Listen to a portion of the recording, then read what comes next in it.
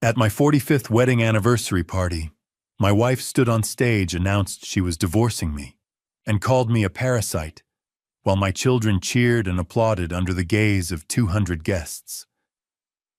I felt betrayed, humiliated, but I stayed calm, picked up the pen, and signed the divorce papers without saying a word. Then I leaned in close and whispered, "Congratulations. The moment I finish signing, your luxury life ends." "Hi," they laughed. They thought I was joking. By sunrise, they would learn I had destroyed them with just one signature. I'm so grateful you're here. Before we begin, where are you watching from, and how did you find this channel? Through a recommendation search or just scrolling? Drop a comment below. If this resonates with you, subscribe and share it with someone who needs to hear this. Quick note: this story contains fictional elements for educational purposes. Any similarities to actual people or places are coincidental, but the lessons here are meaningful. I'm Robert Mitchell Harrison, 67 years old, and for the last 4 decades I built a financial empire worth $47 million from nothing but grit, sleepless nights, and a refusal to settle for mediocre. I clawed my way up from a state school MBA to CFO of a Fortune 500 logistics company, retired 2 years ago, with my reputation intact and my portfolio diversified across 3 trusts, 2 real estate holdings, and a stock portfolio that made my competitors curse under their breath. But tonight, standing at the back of the Sterling Grand Ballroom in Greenwich, Connecticut, watching 200 guests in black tie attire sip champagne that cost more per bottle than most people spend on a car payment, I'm not here as a titan of industry. I'm here as a husband about to lose everything. Or at least that's what they think. The ballroom is all marble columns and chandeliers dripping crystal, the kind of old money elegance that whispers rather than shouts. The air smells like lilies and expensive perfume. A jazz quartet plays something soft and forgettable in the corner. Waiters glide between tables carrying trays of hors d'oeuvres I can't name but paid for. 45 years ago, Diana and I stood in a courthouse in New Haven and promised each other forever. Tonight, she's about to rewrite that contract in front of everyone we know. She's at the microphone now, my wife of 45 years, 64 years old, and still beautiful in the way that money and maintenance can preserve. Her dress is silver shimmering under the lights, probably cost 5 figures. Her hair is swept up diamonds at her throat, and wrists the same ones I bought her for our 30th anniversary. She's smiling, and the crowd quiets, expecting a toast. Some sentimental reflection on nearly half a century together. I know better. I've known for 6 months, ever since I overheard a phone call she thought was private. A conversation with her country club friends about how one of them just divorced her husband and walked away with half of everything. Diana didn't know I was standing outside the bedroom door that night. She didn't know I started making calls the next morning.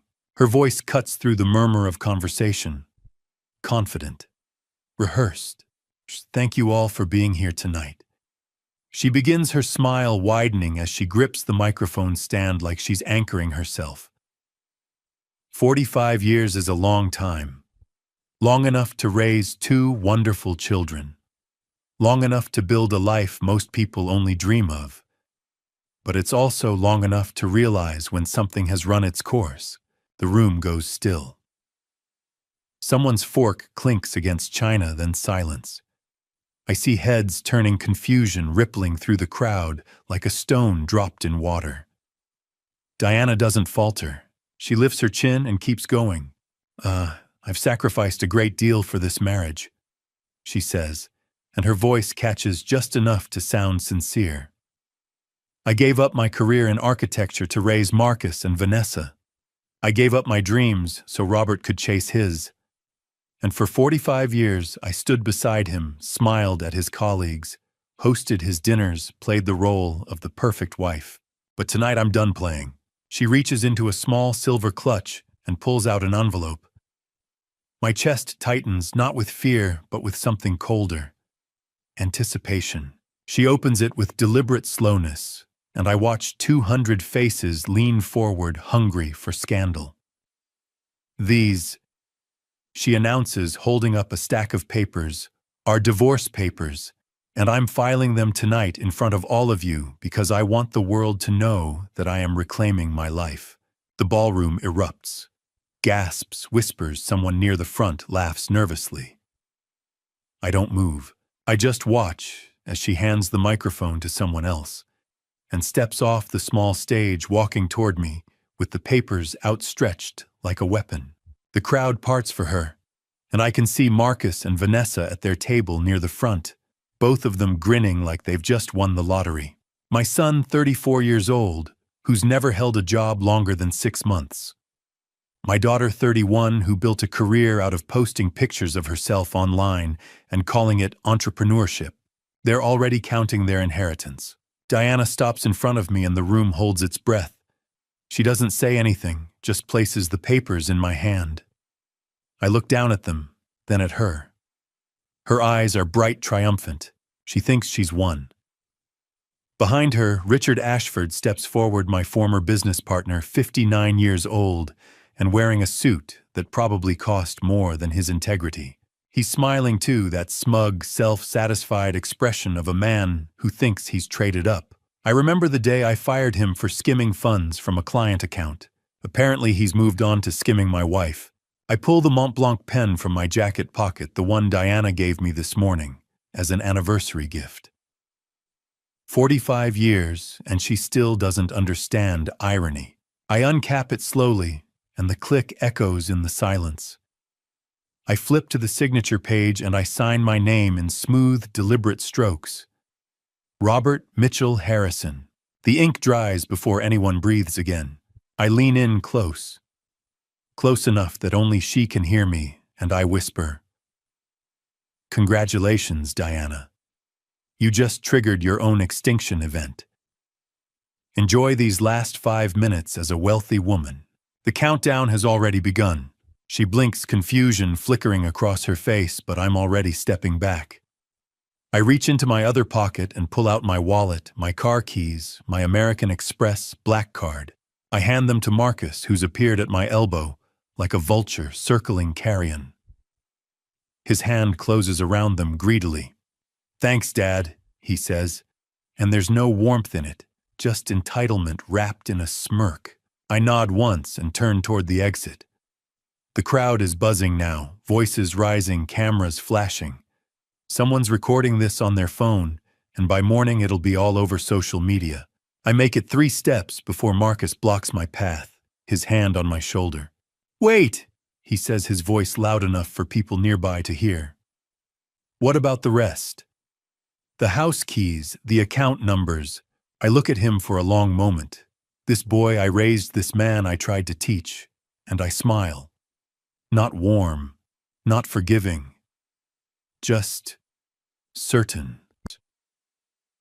"You'll get exactly what you deserve," I tell him, and I walk out into the cool Connecticut night, leaving behind the wreckage of 45 years and the beginning of something they'll never see coming. The air outside hits me like cold water, sharp and clean after the stifling ballroom. Rain falls steadily, turning the parking lot into a slick mirror of headlights. I hear footsteps behind me. Marcus breathing hard, his dress shoes skidding on wet pavement. "Dad, wait," his hand shoots out. "Your wallet.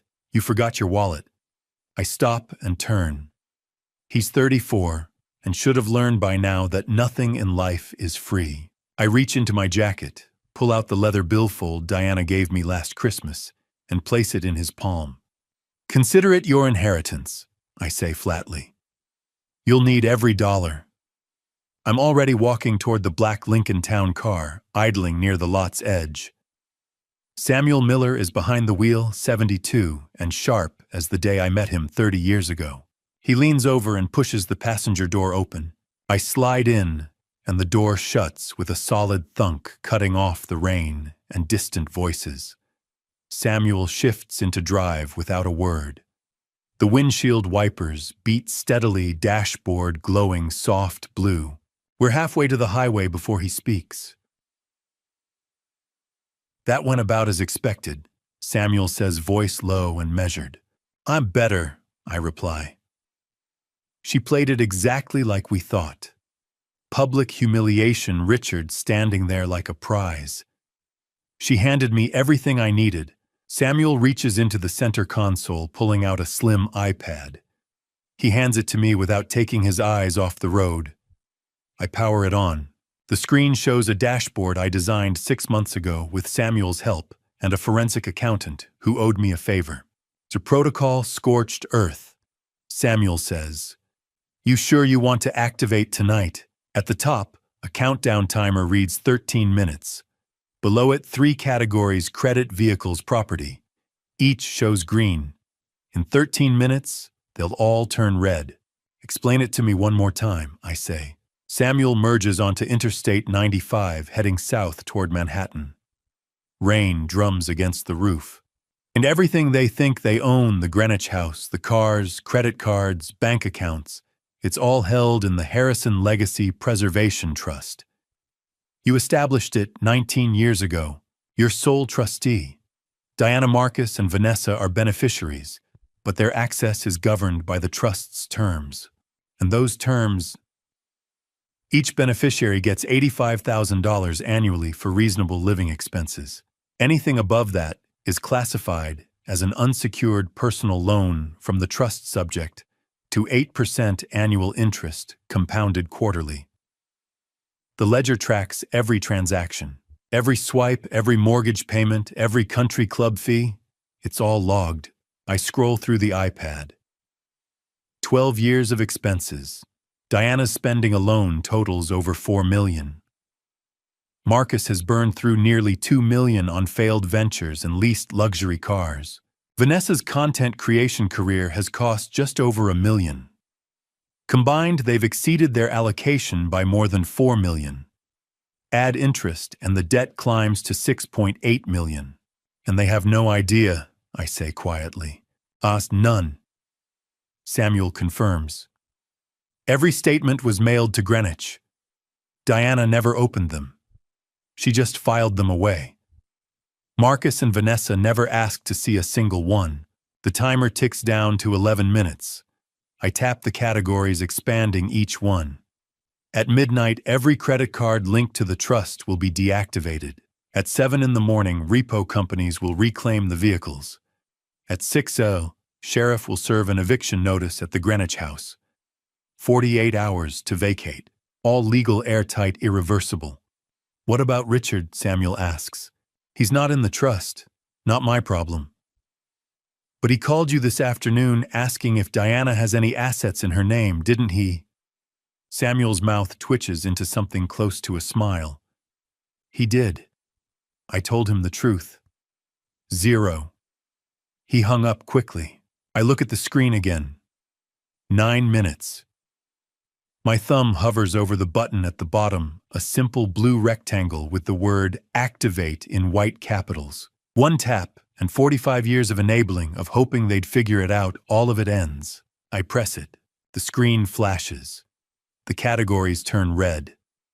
Somewhere in a New Jersey server farm, automated processes are starting. Notifications queuing, repossession orders dispatching, legal notices printing. Samuel glances at the screen, then back to the road. No going back now. There never was, I say. We drive in silence through the rain city lights, growing brighter as we approach Manhattan. Samuel takes the exit for the Upper East Side, navigating narrow streets, until we pull up in front of Harbor Tower Residences, a gleaming glass high-rise. I bought the penthouse on the 78th floor 2 years ago, paid cash, kept it off every record Diana might have seen. It's mine. Fully, completely, unquestionably mine. I step out into the rain, and Samuel rolls down the window. Call me if you need anything, he says. I won't, I reply, but I mean it kindly. Go home, Samuel. Get some sleep. Tomorrow's going to be a long day for them. He nods and pulls away taillights, disappearing into the rain. I walk through the lobby, past a doorman who nods without asking questions, and step into a private elevator requiring a keycard. The doors close. I watch the floor numbers climb. 76, 77, 78. The doors open into a foyer leading directly into my apartment. Floor-to-ceiling windows overlook the city, rain streaking the glass like tears. I check my watch. 11:51. 9 minutes. The first light of dawn filters through the penthouse windows, painting Manhattan in pale gold and gray. I sit at the kitchen island with black coffee and my laptop open. The clock reads 6:47. I haven't slept, not because I couldn't, but because I didn't want to miss this. The laptop displays a grid of camera feeds showing different angles of the Greenwich estate. I installed the security system 5 years ago, top-of-the-line equipment with cloud storage. Diana never paid attention to it. She thought it was just another expense she didn't have to think about. I rewind the footage to 6:15 and press play. The first tow truck arrives as the sun breaks over the tree line, a massive flatbed with yellow lights flashing. It backs into the circular driveway with precision. The driver steps out, checks a clipboard, and walks to the front door. Marcus opens it in a bathrobe, his hair sticking up, confusion written across his face. The driver points to the Mercedes S-Class Diana's car, the one she insisted on leasing new every 3 years. Marcus gestures wildly, probably yelling, but the driver just shakes his head and walks back to the truck. Within 10 minutes, the Mercedes is loaded, secured with chains, and gone. Marcus is still standing in the driveway, phone pressed to his ear when the second truck arrives. This one takes the BMW X5, Marcus's car. The driver doesn't bother knocking. By the time the third truck arrives for Vanessa's Audi Q7, Diana is outside, too still in her silver dress from last night, barefoot on the gravel, screaming at a driver who looks like he'd rather be anywhere else. I zoom in on her face. She's crying, mascara streaking down her cheeks, and for a moment, something in my chest tightens. Then I remember the microphone, the papers, Richard standing there like he'd won a prize, and the feeling passes. The driver says something, I know what it is because Samuel scripted it. Trust-owned vehicles. Trustee revoked access. Diana keeps screaming even as the truck pulls away, then storms back into the house, slamming the door hard enough that I can see the frame shake. I fast forward to 8:30. A white catering van pulls in, and a man in a chef's coat steps out carrying a tablet. Marcus answers, still in the bathrobe, looking like he aged 5 years overnight. The chef shows him the invoice for last night's event. $8,200. Marcus nods and pulls out the American Express black card I gave him last night. He swipes it. The chef waits. Swipes again. Nothing. The screen flashes red. Declined. Account closed. Marcus's face goes from confusion to panic to anger in 3 seconds. He starts yelling, pointing at the chef like this is somehow his fault. Diana appears, still wearing the silver dress, and takes the tablet. She tries her own card. Declined. She tries another. Declined. The chef says something, probably a threat about legal action, and Diana's face crumples. Marcus is shouting now. My father will pay for this. My father will fix this. No, I won't. The chef leaves, shaking his head. Diana and Marcus stand frozen in the doorway. Vanessa appears behind them, and the three of them just stare at each other. At 10:15, a sheriff's cruiser pulls in. Sheriff Thomas steps out, walks to the door, and when Marcus opens it, hands over a document. I can see Marcus reading it, his lips moving, then looking up at the sheriff like he's waiting for a punchline. The sheriff points to a line on the paper and walks back to his car. He doesn't speed away. He just drives off like this is routine. Diana grabs the paper from Marcus and reads it herself. 48-hour eviction notice. Property owned by Harrison Legacy Preservation Trust. Occupants must vacate by Tuesday, 10:15 in the morning. She crumples the paper, throws it on the ground, and storms inside.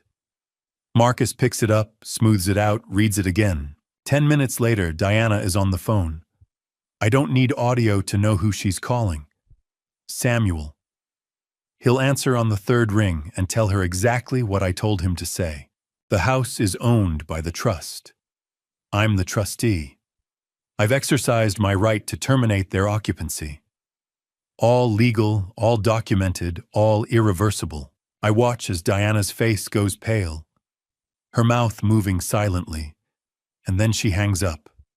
She sits down on the front steps, still barefoot, still in the silver dress, and buries her face in her hands. By 2 p.m, they're loading suitcases into Kyle's Honda Accord, the only car left, because it's in his name, not theirs.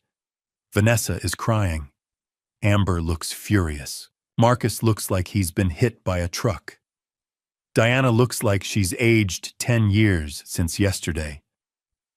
They pile into the car, 5 people crammed into a sedan meant for 4, and Kyle drives away. I pull up the address Samuel sent me. Riverview Motor Lodge, 447 Boston Post Road. $52 a night. 2 rooms, thin walls, a lingering smell of bleach and desperation. 1.5 stars. Complaints about noise mold a vending machine that eats your money. I close the laptop and pick up my phone. There's a text from Samuel. She's trying to call Richard. Thought you'd want to know. I open a separate app tracking phone activity on lines I still pay for. Diana's number. Outgoing call to Richard Ashford. Duration 42 seconds. I play the recording Samuel's investigator sent over. Diana's voice shaking. Richard, I need you. Please, everything's falling apart. Robert, Richard's voice smooth and detached. Diana, this isn't a good time. Background noise. A woman laughing. Not Diana. Someone younger. Diana desperate now. Richard, please, I can't. The line goes dead. I set the phone down and finish my coffee. The city outside is waking up taxis, honking sirens, wailing the hum of 8 million people starting their Sunday. I type a single note into my phone. She just lost her last lifeline.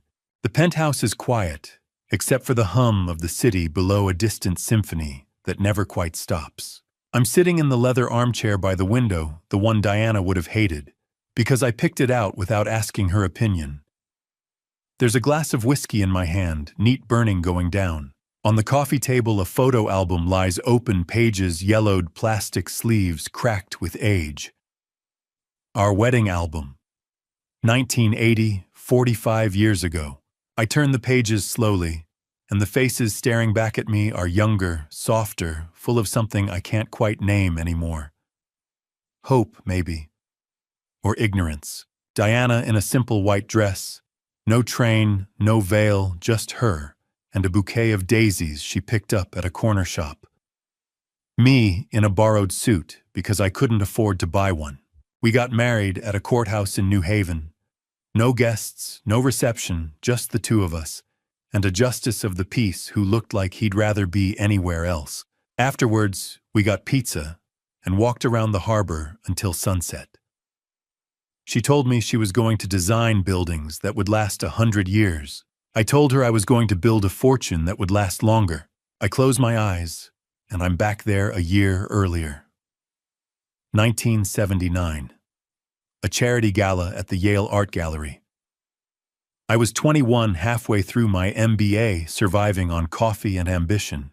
She was 18, a freshman studying architecture, wearing a borrowed dress and holding champagne. She wasn't old enough to drink legally. She laughed at something her friend said, and the sound cut through the noise like a bell. I walked over, introduced myself, and she looked at me like I was the most interesting person she'd ever met. We spent 3 hours talking that night. About brutalism versus Art Deco. About whether money corrupted ambition or fueled it. About the buildings she wanted to design and the companies I wanted to run. I thought I'd found a partner who understood ambition, someone who wouldn't resent the long hours or the sacrifices that came with building something from nothing. I was wrong. We got married the next year, and for a while it worked.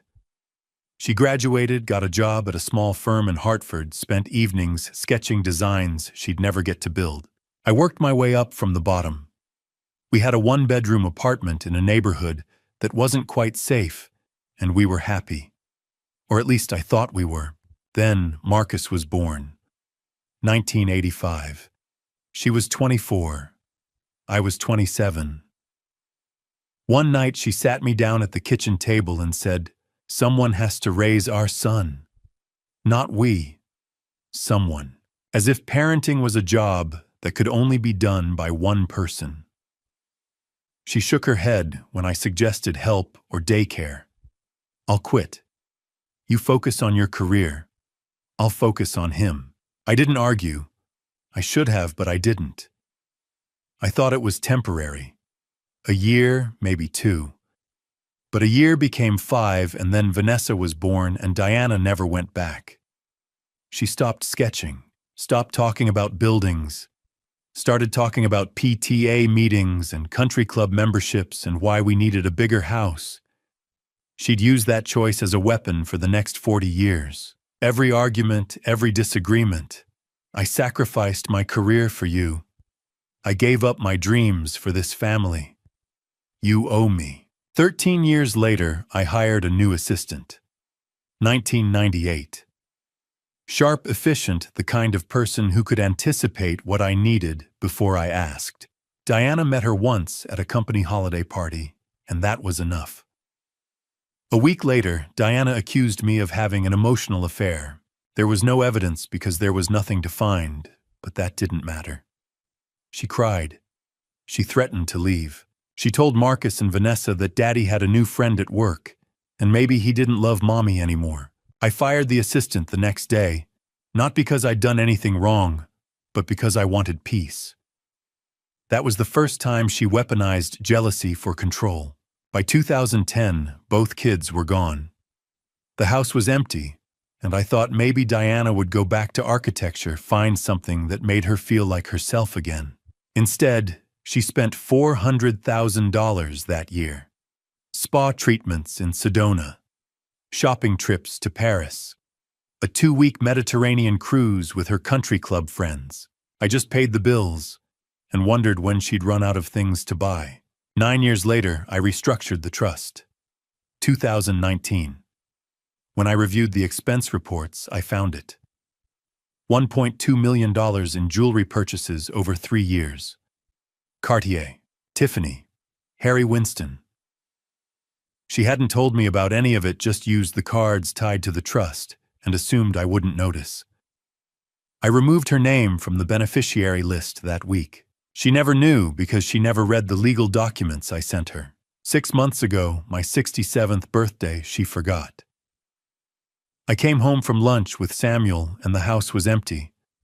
No cake, no card, no acknowledgement that I existed. I found her later that evening at the country club, drunk on white wine and laughing with her friends. I stood in the doorway and heard her say it. Eleanor just divorced Tom and got half of everything. I've wasted 45 years. She didn't know I was there. She didn't know I walked out, got in my car, and called Samuel before I even made it home. I open my eyes and look at the photo again. Diana at 18, smiling like the world was full of possibilities. Me at 21, thinking I could build a life with her. I loved the woman in this photo. But that woman disappeared decades ago. Tonight, I didn't end a marriage. I just finally signed the acknowledgement that it had been over for years. My phone buzzes. A text from Samuel. They're planning something. Marcus asked about offshore accounts. I pick up the phone, type a reply, then delete it. Instead, I set it down, finish my whiskey, and look out at the city lights. Let them dig. They'll only bury themselves deeper.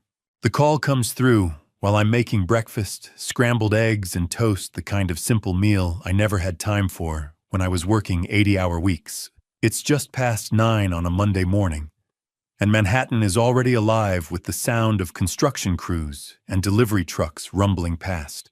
My phone buzzes on the counter and Samuel's name flashes on the screen. I pick it up on the second ring. "Robert," he says, and there's something in his voice that makes me set down the spatula. "Richard Ashford just called me. He's backing out." I lean against the counter and smile. "Tell me." He wanted to know if Diana has any assets in her name. Asked me directly, very polite, very careful. I told him the answer. 0. Not a house, not a car, not a bank account. Everything's in the trust, and she's not a beneficiary anymore. He thanked me and hung up. 2 minutes later, Diana tried calling him. Blocked number. I pour myself a cup of coffee, black, no sugar, and take a slow sip. So the knight in shining armor just realized his princess is broke. More or less, Samuel replies. I thought you'd want to know. Appreciate it. What's next? The eviction deadline is 10:15 this morning. Sheriff Thomas is supposed to clear the Greenwich house, but they're not there anymore. They moved to a motel yesterday. Riverview Lodge off Boston Post Road. He'll serve them there if they don't cooperate. Let me know how it goes, I say, and we hang up.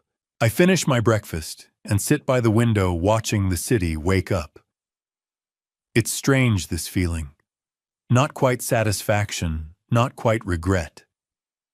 Something in between. I built 45 years with Diana, raised 2 children, paid for every meal and every vacation, and every pair of shoes she ever wanted. And now in the span of 72 hours, it's all collapsing.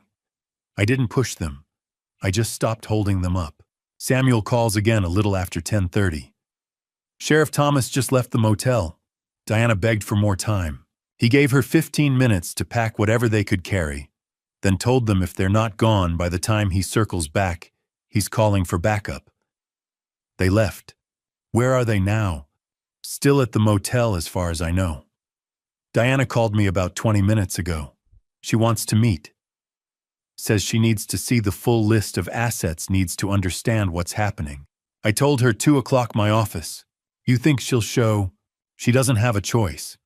Samuel's office is in a converted brownstone in Hartford, the kind of place that smells like old paper and furniture polish. I've been there a dozen times over the years, usually for estate planning or contract reviews, always during normal business hours when the rest of the world was working.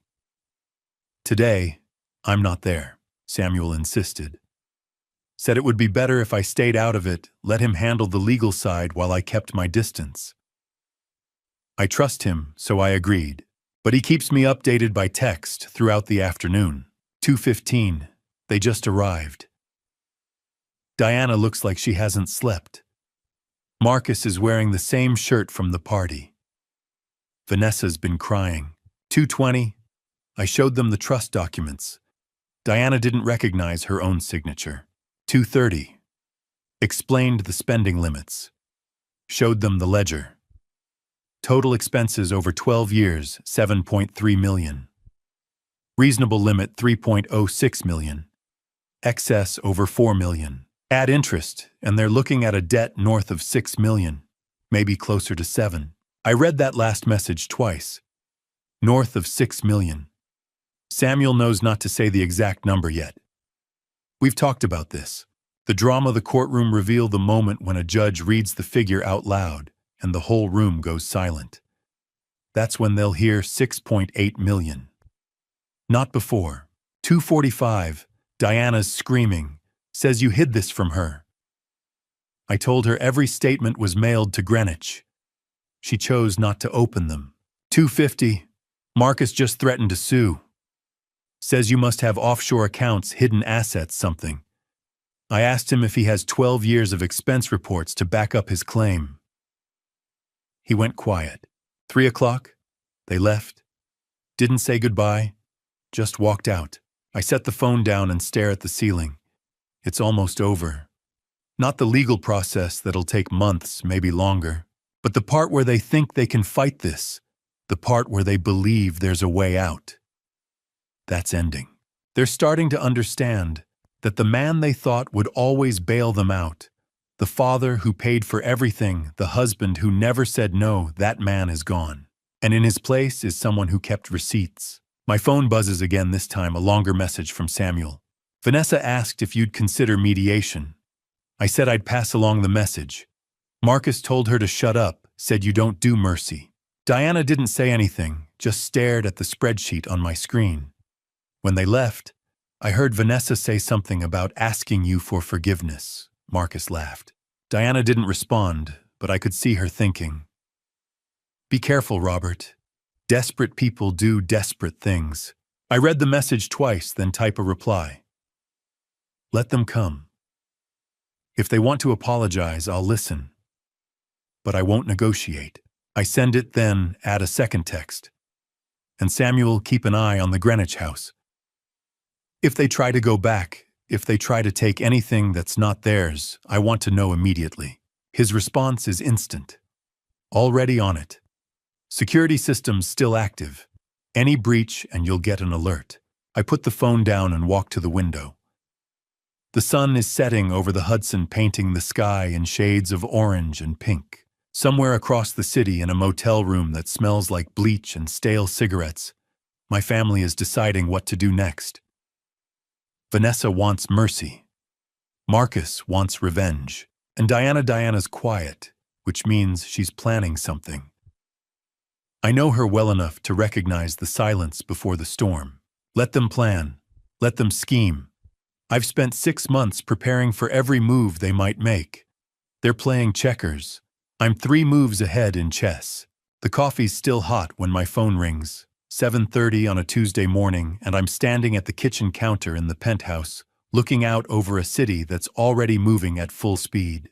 Delivery trucks double parked on narrow streets. Taxis weaving through traffic. People in suits power walking toward subway stations, clutching paper cups and phones. Samuel's name flashes on the screen, and I answer before the second ring. Marcus just walked into a temp agency on Fairfield Avenue. He says no greeting, straight to business. Vanessa's at a pawn shop 2 blocks from the motel.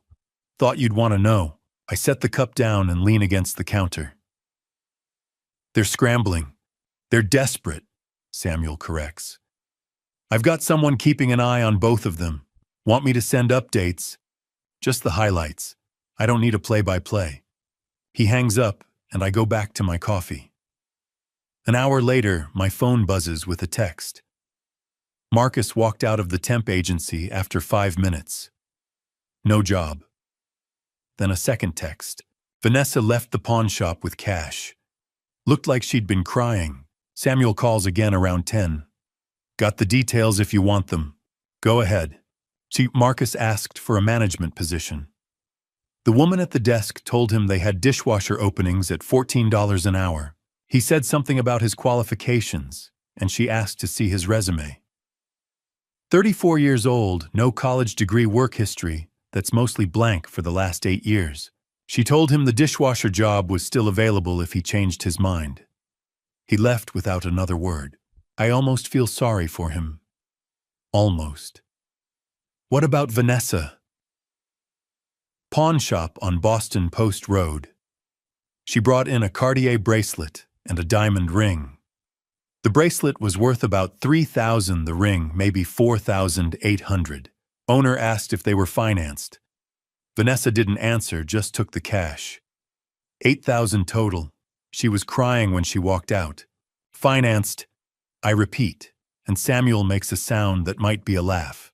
Everything she owns was bought on credit cards tied to the trust. Technically, she just sold your property. Let it go, I say. $8,000 won't get her far. By noon, there's another update. Kyle Davidson, Vanessa's husband, filed for divorce. I'm not surprised. Kyle's a real estate agent in Fairfield County.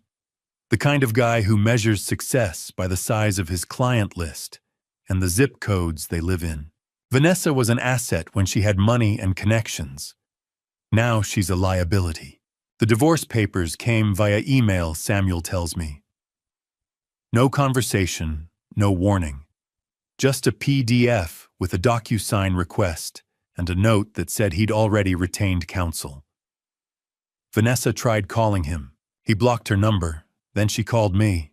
I'm in the middle of reading the financial section when my phone rings and her name appears on the screen.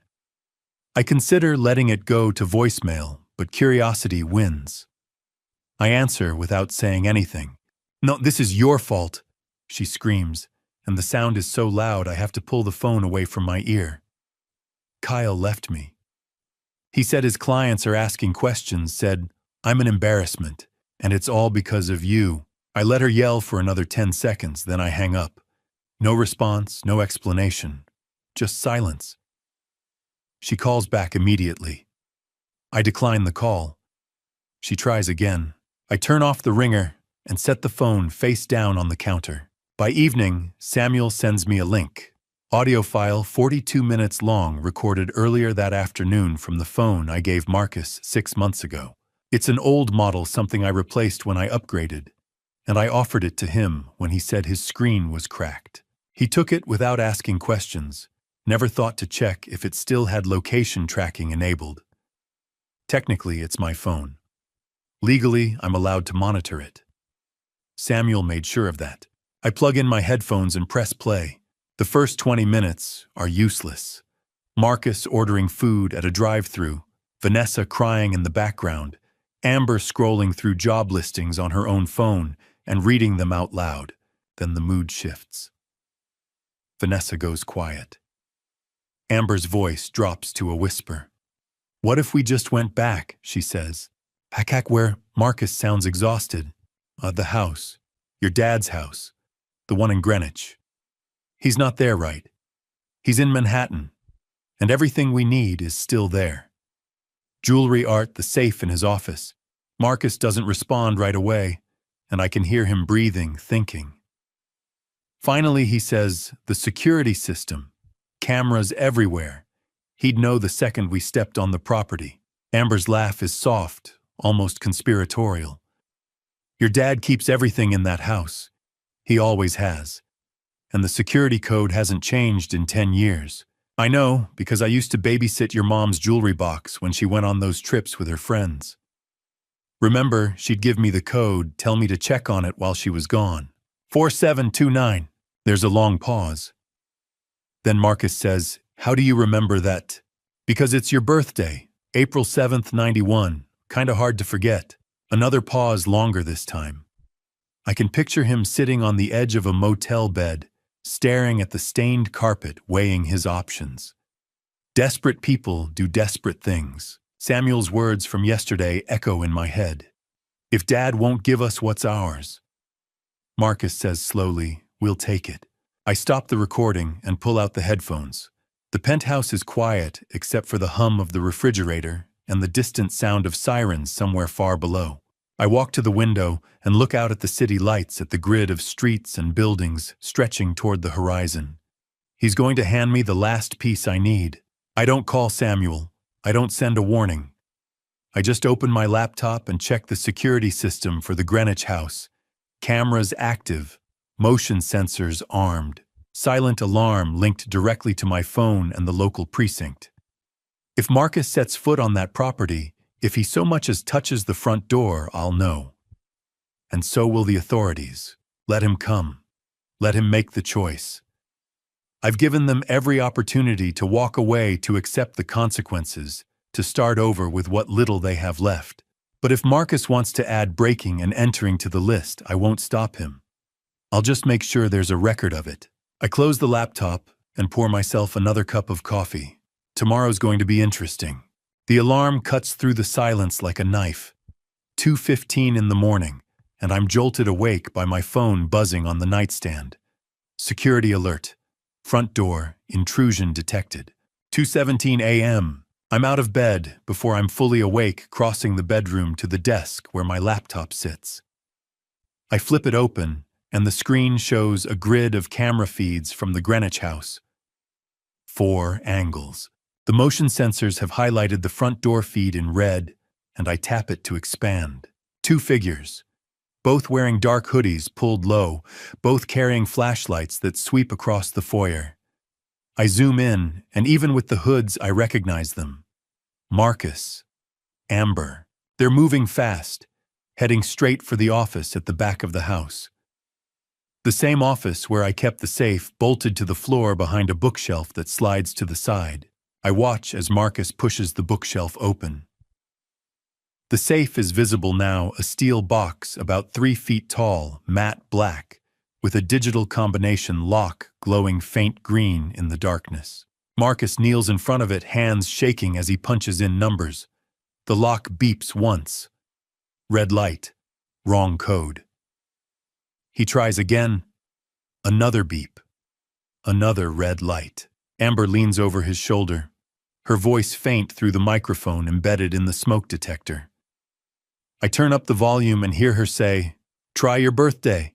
Marcus types in a sequence. 040791. April 7th, 1991. The day he was born. The lock beeps 3 times. Red light. Still wrong. He sits back, shoulders slumping. Amber pulls something from her bag. A hammer. Small with a rubber grip. She holds it up. "We don't need the code. Just break the damn thing open." Marcus hesitates, and for a moment I think he might stop. Might walk away, might realize how far this has gone. But then he takes the hammer and raises it over his head. That's when I pick up my phone and dial 911. The dispatcher answers on the second ring. 911, what's your emergency? This is Robert Harrison. I'm calling to report a break-in at my property. 447 Meadowbrook Lane, Greenwich. 2 intruders currently in the home office attempting to breach a safe containing an $85,000 Patek Philippe watch and legal documents. I'm monitoring them via security cameras. I am not on the premises. Are the intruders armed, sir? They have tools, a flashlight and a hammer. I don't see anything else. Units are on the way. Stay on the line with me, Mr. Harrison. I keep the phone pressed to my ear while I watch the screen. Marcus swings the hammer at the safe's keypad. The first hit does nothing. The second cracks the plastic casing. The third shatters it completely, and sparks fly. Amber jumps back, and Marcus drops the hammer, shaking his hand like he's been shocked.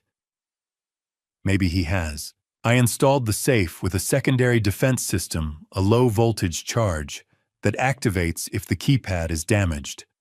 Nothing dangerous, just enough to sting. Officers are approximately 4 minutes out. Are the intruders still inside? Yes, still in the office. Marcus and Amber are arguing now, voices rising. I can't make out the words, but the body language is clear. Amber pointing at the door. Marcus shaking his head, then nodding, then grabbing the hammer again. He's about to take another swing when the front door camera flashes blue and red. Sirens. The police are here. Marcus freezes. Amber drops her flashlight and runs heading for the back door. Marcus follows, but he's slow or clumsy, tripping over the edge of the rug. By the time he reaches the back door, officers are already there, hands on their belts, voices loud and commanding. I watch as Marcus and Amber stop, hands going up, and within seconds, they're turned around, hands secured behind their backs, led out toward the driveway. The dispatcher is still on the line. Mr. Harrison, officers have secured the scene. They're asking if you want to press charges. Absolutely, I say without hesitation. Maximum penalty. I want them prosecuted to the fullest extent of the law. I'd understood. An officer will contact you shortly to take a statement. Are you able to come to the property? I'll be there within the hour. I hang up and close the laptop. The penthouse is silent again, but my heart is pounding, adrenaline coursing through me. I get dressed, pull on a jacket, grab my keys. By the time I'm in the car and heading north on the highway, the sun is starting to rise. My phone rings just before 4. A number I recognize. The county jail. I answer, and Marcus's voice comes through cracked and desperate. Dad, I'm sorry. I didn't mean... You broke into my home, I say, cutting him off. You tried to take something that doesn't belong to you. That's not a mistake, Marcus. That's a felony. Dad, please, I hang up. Block the number. Set the phone in the cup holder and keep driving. By 8 in the morning, the news breaks. Amber's lawyer releases a statement. She was coerced. She's cooperating with authorities. She's filing for divorce.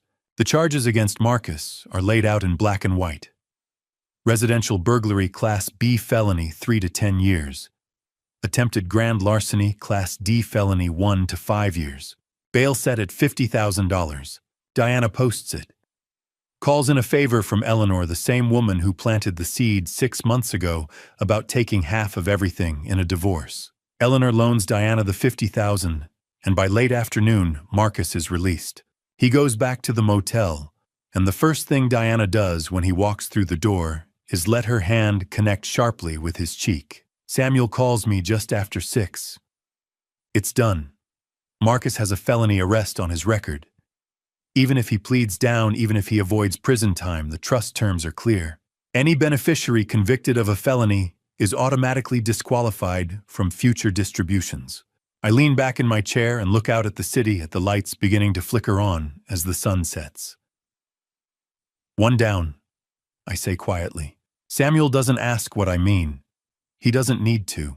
Milo Marcelo, hold on before we move forward with this family story. I want to make sure you're still here. Drop a 1 if you're Team Robert, or a 2 if you think Marcus deserves a second chance. Comment now. And just so you know, parts of what comes next are fictionalized for storytelling purposes. If you'd rather not continue, this is your exit point.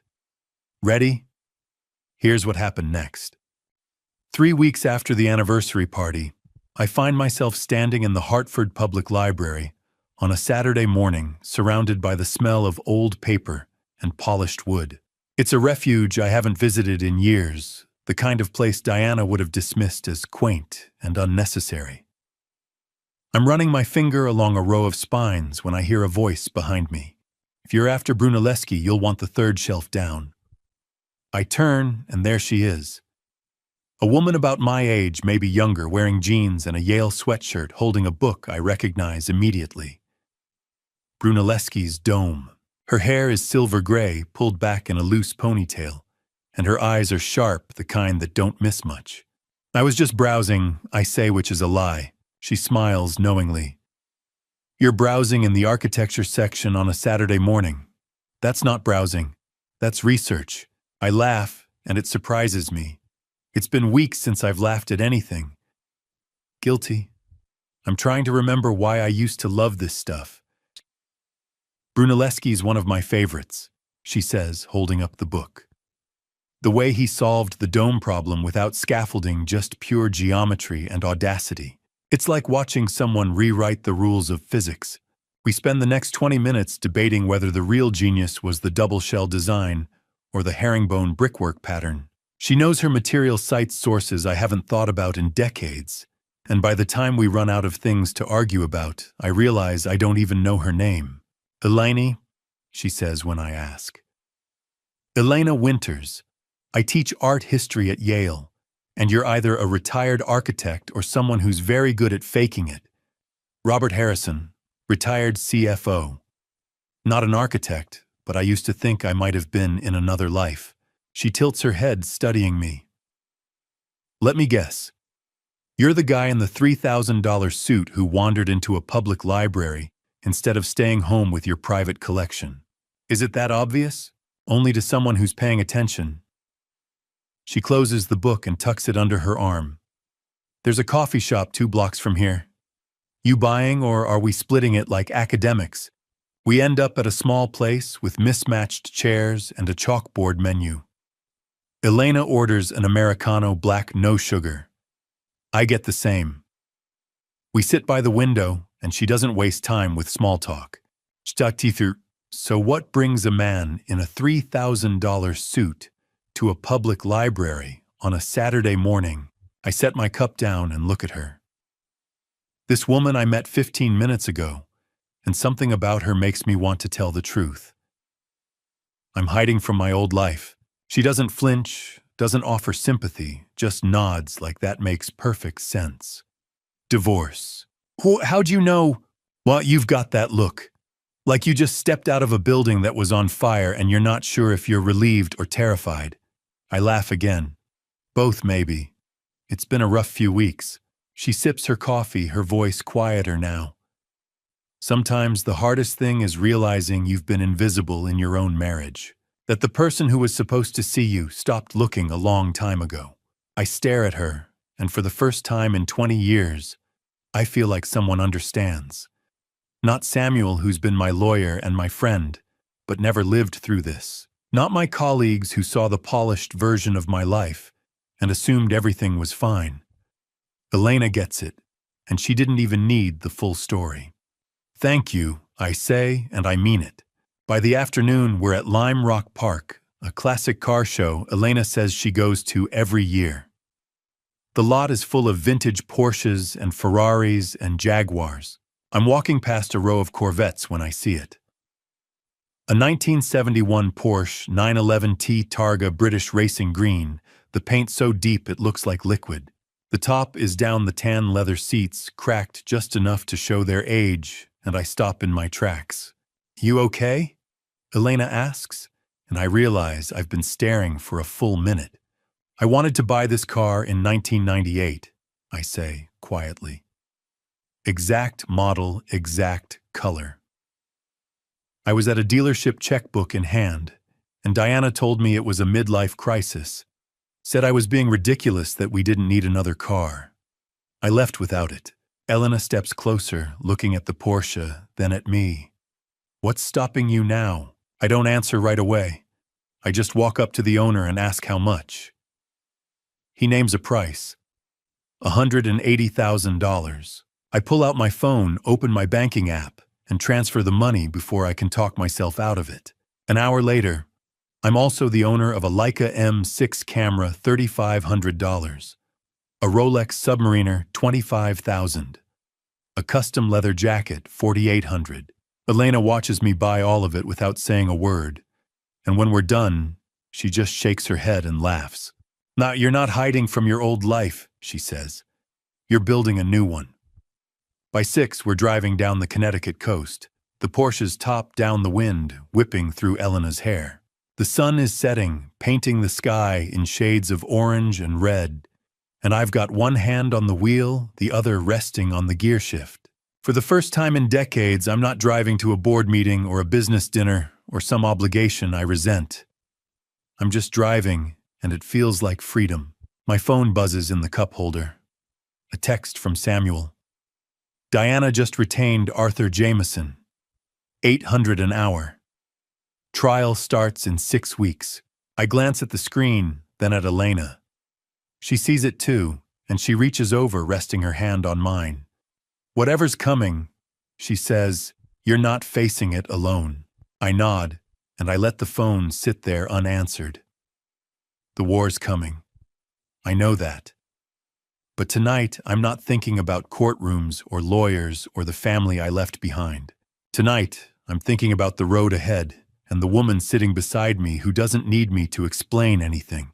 Let the war begin. The invitation arrives on a Thursday afternoon, cream-colored cardstock with embossed gold lettering. Fairmont Country Club Annual Charity Gala. 7 o'clock Saturday evening. Black tie. I hold it up to the light, and I can almost see Diana's fingerprints on it, even though she didn't send it. The club did the same club, where she's been an honorary member for the last 6 years, ever since I wrote them a check for $500,000 to renovate the East Wing. Her name's still on the donor wall. Her friends Eleanor and Margaret and Patricia still meet there every Tuesday for lunch. And tomorrow night, they'll all be there dressed in their finest, pretending they don't know that Diana's living in a motel off Boston Post Road. IRSVP for 2. Saturday evening, I'm standing in front of the mirror in my penthouse, adjusting my bow tie, when Elena walks out of the bedroom in a black dress that's simple and elegant, the kind that doesn't need jewelry to make a statement. She catches me staring and smiles. You sure about this? She asks. Absolutely, I say, and I mean it. We arrive at 7:30, fashionably late, and the parking lot is already full of Teslas and Range Rovers and the occasional vintage Bentley. A valet takes the Porsche, and we walk through the front doors into a ballroom I know better than my own living room. Crystal chandeliers, white tablecloths, a string quartet playing something by Vivaldi, and everywhere people I used to call friends, all of them turning to look as Elena and I step inside. The whispers start immediately. I hear fragments as we pass. That's Robert Harrison, with someone new. Diana's not here. Did you hear what happened? The anniversary party? Divorce papers. My God. I don't slow down.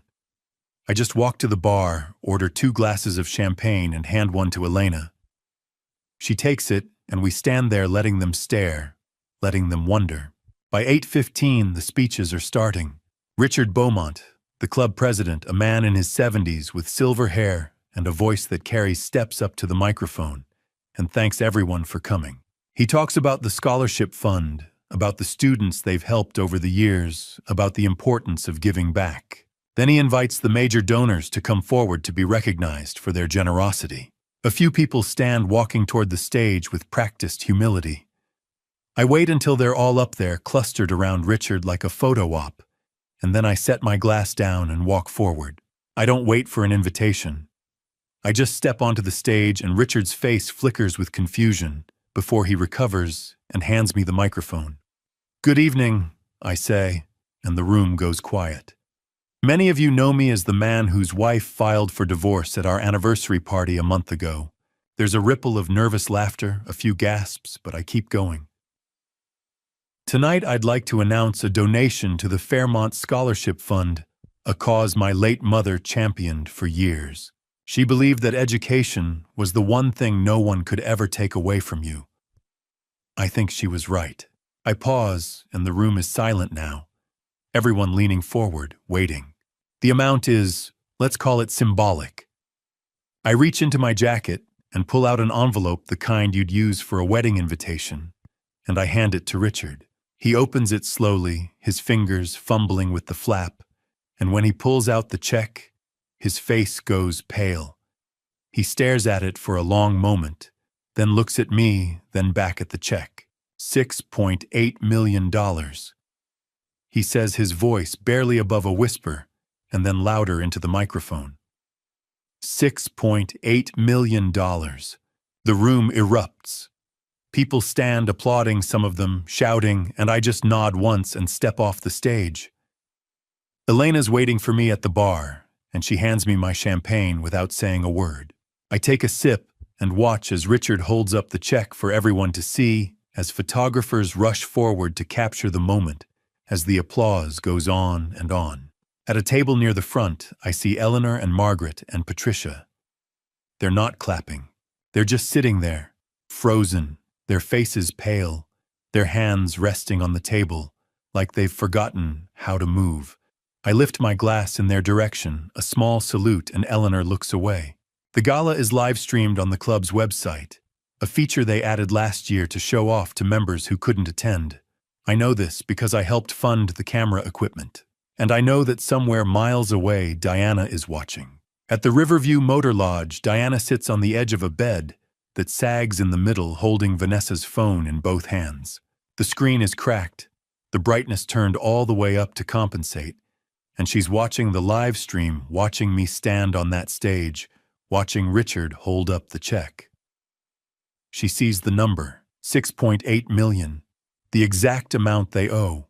Vanessa is sitting beside her, and she leans over, squinting at the screen. He just gave away everything we could have fought for. Diana's voice is low, shaking. No. He gave away our money to humiliate me. In the corner, Marcus slams his fist into the wall, and the cheap drywall gives way, leaving a small, jagged hole. The motel manager knocks on the door 10 minutes later, holding a clipboard, and tells them the damage will cost $200. Marcus doesn't have $200. None of them do. Diana sits alone after they leave the fluorescent light above the bed, buzzing and flickering. She picks up her phone, the one she's been using on a prepaid plan that costs $30 a month, and she dials Arthur Jameson's number. It goes to voicemail. She doesn't hesitate. "Mr. Jameson, I need you to destroy my husband, whatever it takes." I'm in the Porsche driving back to Manhattan with Elena beside me when my phone buzzes. A text from Samuel. "Jameson just filed a motion for forensic accounting. They're going nuclear." I glance at the screen, then at Elena. She's looking out at the city lights, the wind from the open window pulling at her hair, and she looks peaceful. I set the phone back in the cup holder and smile. "Good," I say quietly. "Let them come." Samuel arrives at 9 on a Sunday morning carrying 4 cardboard boxes stacked so high I can barely see his face. I meet him at the door, and he sets them down in the living room with a thud. Jameson filed his motion, he says, brushing imaginary dust off his sleeves. Motion for forensic discovery. He's accusing you of hiding assets in offshore accounts. Shell companies, maybe a Swiss vault. Wants 10 years of financial records, bank statements, trust documents. Hearing set for Tuesday morning, 9 sharp. I look at the boxes, then at Samuel. And this, our response. Every receipt, every statement, every transaction for the last 12 years. If he wants transparency, we'll bury him in it. We spend the day at the dining table, spreadsheets filling the screen in rows and columns that tell a story Jameson isn't ready to hear. Samuel has organized everything by category, by year, by family member. Diana, $4.287 million over 12 years. Fashion, $1.6 million. Jewelry, $980,000. Spa and wellness, $710,000. Cosmetic procedures, $520,000. Country club memberships, $490,000. Marcus, $1.953 million. Failed startups, $1.6 million. Car leases, $240,000. Travel, $110,000. Vanessa, $1.047 million.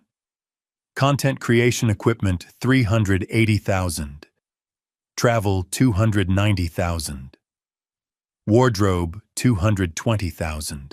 Cosmetics, $160,000. Total spending, $7.287 million. Reasonable limit under the trust terms, $85,000 per person per year for 12 years, times 3 people, $3.06 million. Excess spending, $4.227 million. Interest at 8% annually, $2.573 million. Total debt owed to the trust, $6.8 million. Samuel leans back and looks at me. We file a counterclaim for breach of fiduciary duty. They're not plaintiffs. They're debtors. I nod. Do it.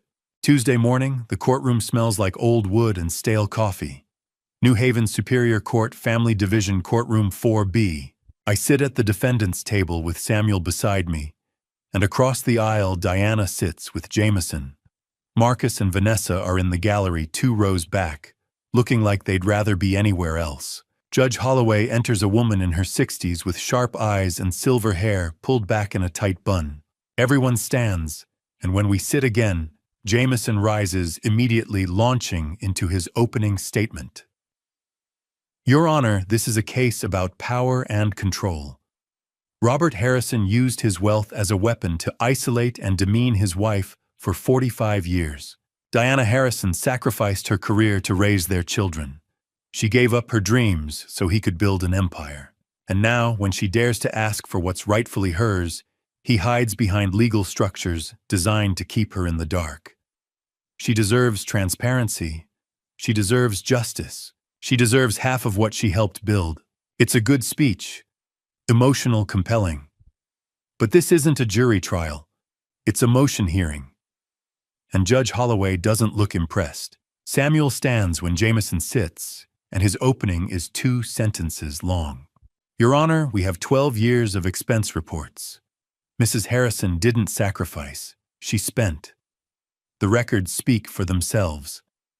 He walks to the clerk's desk and hands over a USB drive. Within seconds, spreadsheets fill the courtroom monitor. Samuel doesn't narrate. He just lets the numbers scroll past. Categories, amounts, dates. A relentless cascade of spending that goes on until even Jameson looks uncomfortable. Judge Holloway leans forward, squinting at the monitor. She taps a line on her screen, then looks up at Jameson. Counselor, are you aware that your client spent $520,000 on cosmetic procedures over the last 12 years? Jameson stands, confusion flickering across his face. Your Honor, I was not fully briefed on the specifics. Not fully briefed. Judge Holloway repeats, an edge to her voice now. You filed a motion accusing Mr. Harrison of hiding assets, and you didn't bother to review the expenditure history your client signed off on every month for over a decade. Jameson opens his mouth and closes it. He sits down. Judge Holloway looks at Samuel. Motion for forensic accounting is denied. Mr. Miller, you may proceed with your counterclaim as a separate civil action after the divorce is finalized. This court is not the appropriate venue for debt collection, but I'll note for the record that the trust structure appears to be legally sound and properly disclosed. We're adjourned. She stands, and just like that, it's over. Samuel and I walk out into the hallway, and I see Jameson ahead of us, his phone pressed to his ear. He doesn't look our way. Samuel watches him disappear around the corner. He's going to advise Diana to settle. She won't, I say. Pride will force her to trial. Then we'll give her a trial she'll never forget. We part ways in the parking lot, and I drive north into the hills. Elena's waiting for me at a park in Litchfield, sitting on a blanket under an oak tree with a basket of sandwiches and a thermos of coffee. The leaves are starting to turn gold and red against a sky so blue it hurts to look at. She hands me a sandwich, and we eat in silence for a while. Finally, she asks the question I've been avoiding. Do you ever feel guilty? I think about it. Really think about it. And then I answer. I feel sad, but not guilty. I gave them everything. A home, an education, opportunities most people never get, and they chose to waste it. I can't carry that for them anymore. Elena nods, and she doesn't push. She just rests her head on my shoulder, and we watch a family fly a kite on the far side of the field, the red dot climbing higher and higher against the sky. It's 11:47 on a Sunday night, and I'm sitting in the penthouse with a glass of water and a book I'm not really reading when my phone buzzes. A text from Samuel. They're meeting tonight. Motel room 12. Thought you'd want to know. I don't respond. I just set the phone down, but my mind is already at that motel in that cramped room, watching Diana orchestrate whatever desperate move she's planning next. At the Riverview Motor Lodge, Diana sits on the edge of a sagging bed, her hands folded in her lap, her face pale under fluorescent light. Marcus and Vanessa sit across from her in mismatched plastic chairs, and the air smells like stale cigarettes and cheap cleaning solution. Trial starts Monday. Diana says, her voice steady, controlled. Jameson says our only chance is to make the judge believe Robert was emotionally abusive and financially controlling, that he forced us into this situation, that we had no choice. Marcus shifts in his chair. What if I testify that Dad threatened me, that he forced me to invest in his friend's startup, and when it failed, he blamed me for everything? Diana nods, leaning forward. Yes, exactly. And I'll say he forced me to quit my job, that he used money as control, that he withheld affection and approval unless I did exactly what he wanted. Vanessa looks down at her hands. But that's not what happened. Dad never forced anyone to do anything. Diana's voice sharpens. The truth doesn't matter, Vanessa. Survival does. If we don't give Jameson something to work with, we lose everything. Again. They spend the next hour writing it out. Scripted testimony line by line designed to paint me as a monster. Marcus writes, Dad said if I didn't invest in his friend's startup, he'd cut me off. When it failed, he blamed me. He said I was worthless if I couldn't turn a profit. Vanessa writes, Dad monitored my social media. He threatened to stop my allowance if I posted anything he didn't approve of. I felt like I was being watched all the time. Diana writes Robert withheld affection and money as punishment. He made me feel like I had to earn his approval every single day. I stayed because I feared losing my children. By 1:15 in the morning, they have their story. Diana reads it out loud, and Marcus listens with his head-down hands gripping the edges of the notepad. When she's done, she looks at him. Can you do this? Marcus doesn't answer right away. He just stares at the paper, and then something shifts. A memory, maybe. He was 16, sitting in my home office, and I was teaching him how to read a financial statement. He kept getting frustrated, and I remember sitting beside him, not across from him, walking him through it line by line. Assets, liabilities, cash flow, revenue. I didn't yell. I didn't threaten. I just taught him. And when he finally got it, when the numbers clicked into place and he looked up at me with pride in his eyes, I told him, "I'm not giving you money, son. I'm giving you tools. What you build with them is up to you." He tears the paper in half. "I can't do this," he says, and his voice cracks. Diana stands, her face flushing red. "You owe me. I gave up everything for you. And you're going to throw it away because you suddenly grew a conscience." Marcus looks at her, and for the first time in weeks, he looks sure of himself. "I owe Dad an apology." "Not a lie." Diana slaps the table and the sound echoes. Vanessa flinches. Marcus doesn't move. "Get out!" Diana says, her voice cold. "If you won't help, then get out." Marcus stands, walks to the door and steps outside into the parking lot. It's cold, the kind of October night where your breath fogs in front of you. He pulls out his phone, scrolls through his contacts, and stops at my number. The personal one, the one I gave him when he was 18, and said to use it only if he really needed me. He presses call. I'm still awake when the phone rings, and I see his name on the screen. For a moment, I consider letting it go to voicemail, but something stops me. I answer on the third ring. "Marcus, it's 2 a.m. There's a pause, and then I hear him take a shaky breath. "Dad, I'm sorry." His voice is thick, choked. "For everything. The break-in, the lying, the wasting, all of it. I don't expect you to forgive me. I don't even know if I deserve forgiveness. I needed you to know." I sit in the dark, the phone pressed to my ear, and I don't say anything for 10 seconds. I just let the silence sit there heavy and real. Finally, I speak. "Thank you for calling." That's all I say, and then I hang up. Marcus stands in the parking lot for a long time after that, staring at the phone in his hand, the wind cutting through his jacket. He thinks it's not enough, but it's a start. The next morning, I'm standing in front of the mirror in my penthouse, tying a navy blue Hermes tie, the one Diana bought me 5 years ago for our 40th anniversary. Samuel is sitting on the couch behind me, his briefcase open on the coffee table. "Marcus called you last night," he says. It's not a question. I nod, adjusting the knot. "He did. Will it change anything?" I look at my reflection at the man I've become over the last month, and I answer honestly. No. But it's a start. I pick up my leather briefcase, the one I've carried to 1,000 meetings, and walk toward the door. Samuel follows. As I step into the hallway, I think about the courtroom waiting for me, about the final chapter of a story that's been 45 years in the making. Today I close the book. Tomorrow I start writing a new one. I arrived at New Haven Superior Court 20 minutes early, walked past the marble columns of the Family Division Wing, and found room 4B already filling with observers. Samuel sat at the defense table arranging 3 bankers' boxes of receipts. Across the aisle, Arthur Jameson smoothed his silk tie and whispered to Diana, who wore a cream Chanel suit I'd bought her 4 Christmases ago.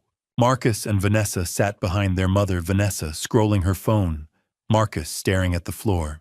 At 9 o'clock, Judge Karen Holloway entered, a woman in her early 60s with steel gray hair and a reputation for impatience. The bailiff called the room to order. Jameson stood, buttoned his jacket, and launched into an opening that belonged in a movie, not a courtroom. "Your Honor, this is a story about a man who weaponized wealth to isolate his wife, to silence his children, and to rewrite 45 years of marriage as a business transaction. Diana Harrison sacrificed her career, her identity, her autonomy. She gave everything. Robert Harrison gave nothing but a checkbook and conditions." He gestured toward Diana, who dabbed her eyes with a tissue. A few spectators murmured. I kept my face blank. Jameson continued for another 8 minutes, painting me as a puppet master and Diana as a marionette with severed strings. When Samuel rose, he didn't raise his voice. He walked to the center of the room, adjusted his reading glasses, and said, "Your Honor, I'll be brief. Mrs. Harrison didn't sacrifice. She spent. Mr. Marcus Harrison didn't build. He burned. Ms. Vanessa Harrison didn't create. She consumed. Over 12 years, this family spent $7.3 million. The trust allowed $3 million. They exceeded the limit by $4.2 million. Add interest at 8% per year compounded quarterly, and the debt today is $6.8 million. He opened the first banker's box, pulled out a bound ledger, and held it up. Every receipt, every invoice, every statement is here. Your Honor, the defense asks that you examine the facts, not the theater." Jameson objected twice. Judge Holloway overruled both times. At 10 o'clock, Diana took the stand. She recited her script beautifully. She spoke of quitting her architecture job in 1985 to raise Marcus, of feeling invisible, of watching me build an empire while she folded laundry. Her voice cracked twice. Jameson nodded encouragement from his seat. Samuel's cross-examination was surgical. He asked, "Mrs. Harrison, did your husband physically prevent you from working?" Diana hesitated. "No, but—" "Yes or no, Mrs. Harrison?" "No." "Did he forbid you from returning to architecture after your children were grown?" "He didn't support." "Yes or no?" "No." "Did he cut off your credit cards before filing for divorce, say decona?" "No." "Did he ever refuse to pay a bill you submitted, Tsotsu?" Diana's jaw tightened. "No." Samuel returned to his table. Jameson tried redirect, but the damage was done. After the lunch recess, Vanessa took the stand. She wore a navy dress and spoke softly, describing how I'd controlled her social media presence, demanded she delete posts, and threatened to withhold funds if she didn't comply. Jameson asked her to elaborate. Vanessa claimed I'd called her work frivolous and her lifestyle wasteful. Samuel waited until Jameson sat down, then stood and asked a single question. "Ms. Harrison, how much did your father provide you each month as an allowance?" Vanessa blinked. I'm not sure." Samuel opened a folder and read from a statement. "According to trust records, you received $10,000 per month from January 2013 through August 2025. Does that sound correct?" Vanessa's face flushed. "Yes, $10,000 a month. $120,000 a year. For 12 years. And you're testifying that your father was financially abusive." Vanessa looked at her mother. Diana's expression didn't change. "No further questions," Samuel said. By 3 o'clock in the afternoon, Marcus still sat in the hallway outside the courtroom. Judge Holloway asked if the plaintiff intended to call him. Jameson stood, glanced at Diana, and said, "Your Honor, we've reconsidered. Mr. Marcus Harrison will not testify." The judge nodded. "Then we'll adjourn until 9 tomorrow morning." I watched Diana lean over and whisper something sharp to Marcus through the glass door. He didn't look at her. At 4 o'clock, I sat in a coffee shop 2 blocks from the courthouse. Samuel joined me, ordered an espresso, and said, "Jameson's rattled. He didn't expect Marcus to bail." I stirred my black coffee. Diana won't let this end quietly. Samuel's phone buzzed. He glanced at the screen, frowned, and showed it to me. A text from an unknown number: "Tell Mr. Harrison I'd like to see him. To apologize. Please." I read it twice. "She wants to meet." "Diana called my office an hour ago. Asked for your address. I told her I'd pass along the message." I thought about it for 30 seconds, then said, "Give her the address. Tomorrow night, 9:30. Samuel raised an eyebrow. "You sure? She's planning something. I want to see what it is." That evening, I returned to my apartment on the 78th floor of Harbor Tower. I poured a glass of Macallan, sat by the window, and watched the lights of Manhattan flicker below. At 9:28, My phone buzzed with a notification from the security camera in the lobby. 3 figures stepped out of the elevator and walked toward my door. I opened the camera feed on my tablet. Diana stood in the center, flanked by Marcus and Vanessa. She held a bouquet of red roses. Marcus looked uncomfortable. Vanessa checked her phone. I set the glass down, leaned back in my chair, and said aloud, "They're here." Pause right here. Before Robert opens that door, I want to hear from you. Type "forgive" if you think this family story ends in reconciliation, or "revenge" if you believe the dad revenge continues. Comment now, so I know you're here. Also, a heads up, what happens next includes some fictional storytelling. If that's not your thing, feel free to stop watching. Otherwise, let's continue. At 9:35, I opened the door. Diana stood in the center, Marcus to her left, Vanessa to her right. Diana held a bouquet of red roses wrapped in cellophane. She smiled, but her eyes were calculating. Marcus looked at the floor. Vanessa glanced past me into the apartment. I stepped aside. "Come in." They walked through the foyer and stopped. The penthouse stretched before them, 78th floor of Harbor Tower, 14-foot ceilings, floor-to-ceiling windows, framing the Hudson River and the lights of New Jersey beyond. The living room held white Italian leather, a walnut credenza, and a 75-inch Samsung on the wall. Calicotta marble covered the floors. Diana's smile faltered. Vanessa whispered, "How much does this place cost?" "12 million, I said. "Sit down." They moved to the sofa. Diana set the roses on the glass coffee table. Samuel emerged from the kitchen carrying a leather portfolio. He nodded at me and took the armchair opposite them. Marcus spoke first. "Dad, I'm sorry. For the break-in. For everything. You were right about the money. I wasted it." "I see that now." Vanessa nodded quickly. "Me too. I wasn't grateful. I should have been." I looked at Diana. She took a breath, smoothed her skirt, and said, "Robert, I owe you an apology. I've been unfair. I've been cruel. I want to make things right." I let the silence stretch for 5 seconds. Then I said, "You're not here because you're sorry. You're here because Jameson told you this would play well in court tomorrow." Diana's face went pale. "That's not true." "Then why did you ask Samuel for my address 90 minutes after the judge adjourned? Why the roses? Why the rehearsed tears?" Marcus shifted uncomfortably. Vanessa stared at her mother. I turned to Marcus. "Did Jameson coach you?" Marcus hesitated, then nodded slowly. He said if we came here and apologized, it would show the judge you were unreasonable if you refused to reconcile. "And you agreed to that?" "I didn't want to," Marcus said quietly. "But Mom insisted." I looked at Vanessa. She nodded. "We talked about it in the car. Mom wrote out what we were supposed to say." Diana stood abruptly. "This is ridiculous. I came here in good faith."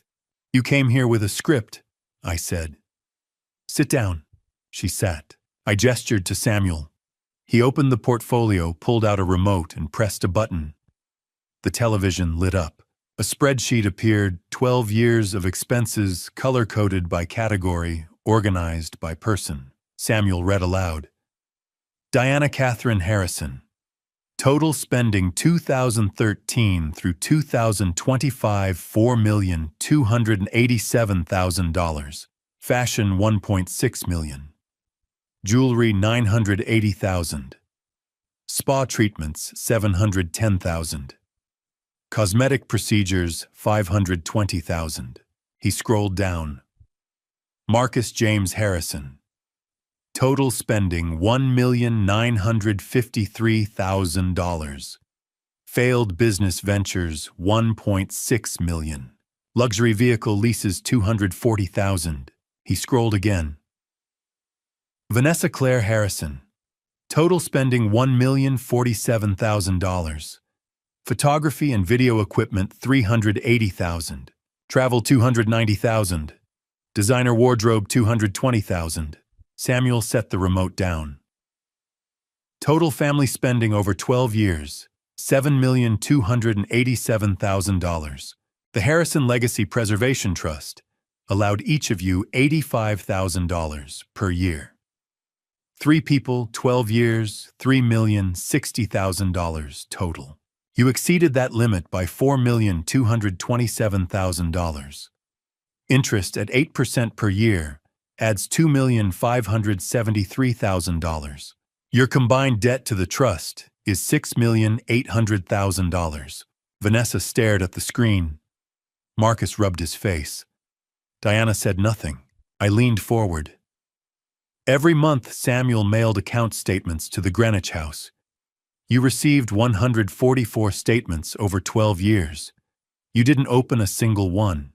Diana's voice was sharp. You should have told me. I told you in 2019 when I restructured the trust.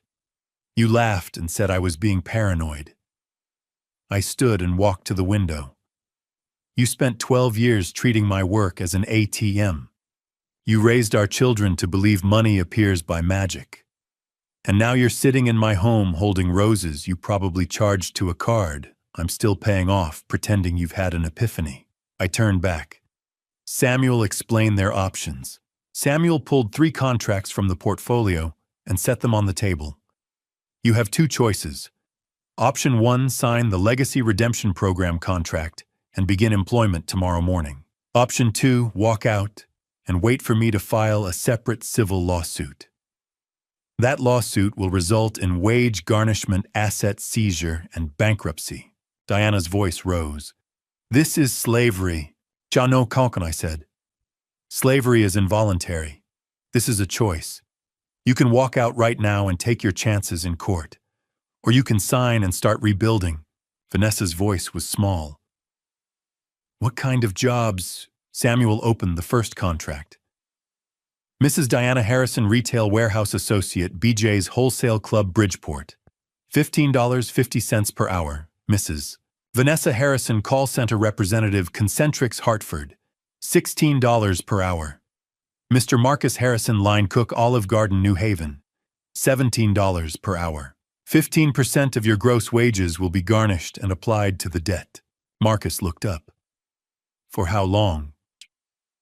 Complete 24 months of continuous employment, and 50% of the debt will be forgiven. Complete 60 months, and the entire debt is canceled. At that point, you'll be eligible for reinstatement as trust beneficiaries. Diana laughed bitterly. 5 years, or bankruptcy, Samuel said. Your choice. I sat back down. I'm not doing this because I hate you. I'm doing this because you need to understand what you spent. You need to feel the weight of the full debt. You need to earn your way back. Marcus picked up a pen. His hand shook as he signed. He set the pen down and looked at me. You were right, Dad. About all of it. Vanessa signed next. Tears running down her cheeks. Diana stared at the contract for a full minute. Finally, she picked up the pen and scrawled her signature. Samuel collected the contracts and stood. Your first shifts start at 8 tomorrow morning. Don't be late. They walked to the door in silence. I didn't shake their hands. I didn't hug them. I watched them step into the elevator, and when the doors closed, I returned to the window. Samuel joined me.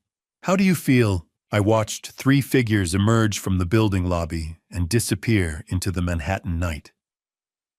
This isn't revenge, I said. It's an honest reckoning. I arrived at the courthouse 15 minutes early, the same granite steps I'd climbed the day before, the same marble lobby, the same room 4B. Samuel sat at our table reviewing notes. Diana sat alone at the plaintiff's table. Arthur Jameson was nowhere in sight. At 9 o'clock, Judge Holloway entered. The bailiff called the room to order. The judge looked at the empty chair beside Diana and said, "Where is Mr. Jameson?" The door opened. Jameson walked in, holding a single folder. He did not sit. He stood at the plaintiff's table and said, "Your Honor, I move to withdraw as counsel for the plaintiff." Judge Holloway's eyebrows rose. "On what grounds, Mr. Jameson?" "Ethical conflict.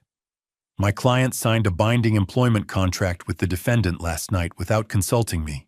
The contract includes a debt repayment clause tied to a civil matter that may arise from this divorce. I cannot in good conscience continue to represent her when she has entered into an agreement that materially affects the outcome of this case."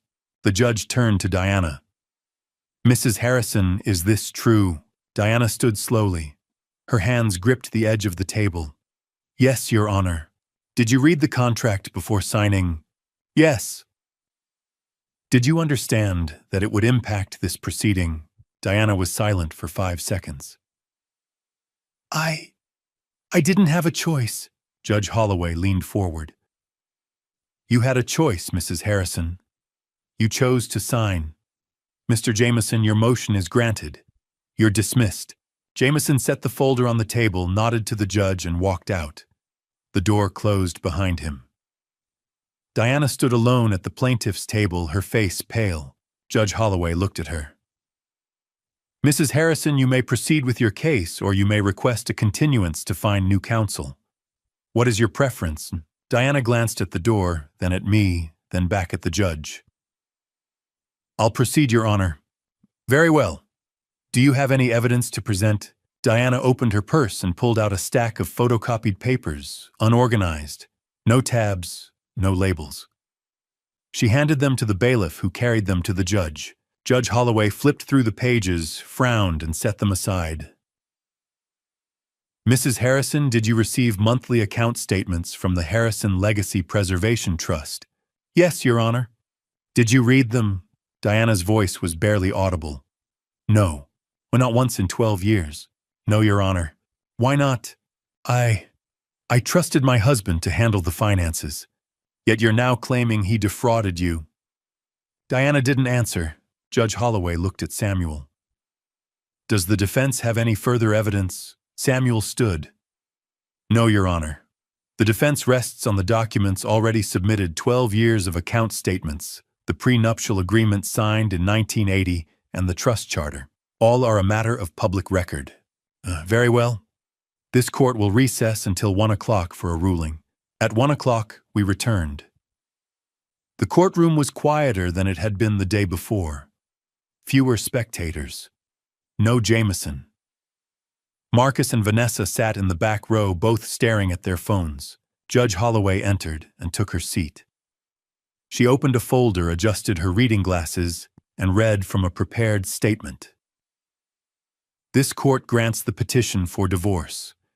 The marriage between Robert Mitchell Harrison and Diana Catherine Harrison is hereby dissolved." Diana exhaled. I felt nothing. "All marital assets are held by the Harrison Legacy Preservation Trust, established in 1980, pursuant to a valid prenuptial agreement signed by both parties. The plaintiff has presented no evidence that the prenuptial agreement was obtained through fraud, duress, or coercion. The agreement is enforceable." Diana's shoulders slumped. The plaintiff's request for equitable distribution of marital property is denied. The trust assets belong to the trust, not to either party individually. Diana closed her eyes. "The court acknowledges the existence of a debt in the amount of $6,800,000 owed by the plaintiff and her adult children to the Harrison Legacy Preservation Trust. This debt is a matter of contract law and will be recorded in the court record." Judge Holloway looked at Diana. "The plaintiff is advised that any future civil action regarding this debt will be heard in a separate proceeding." She closed the folder. "This court is adjourned."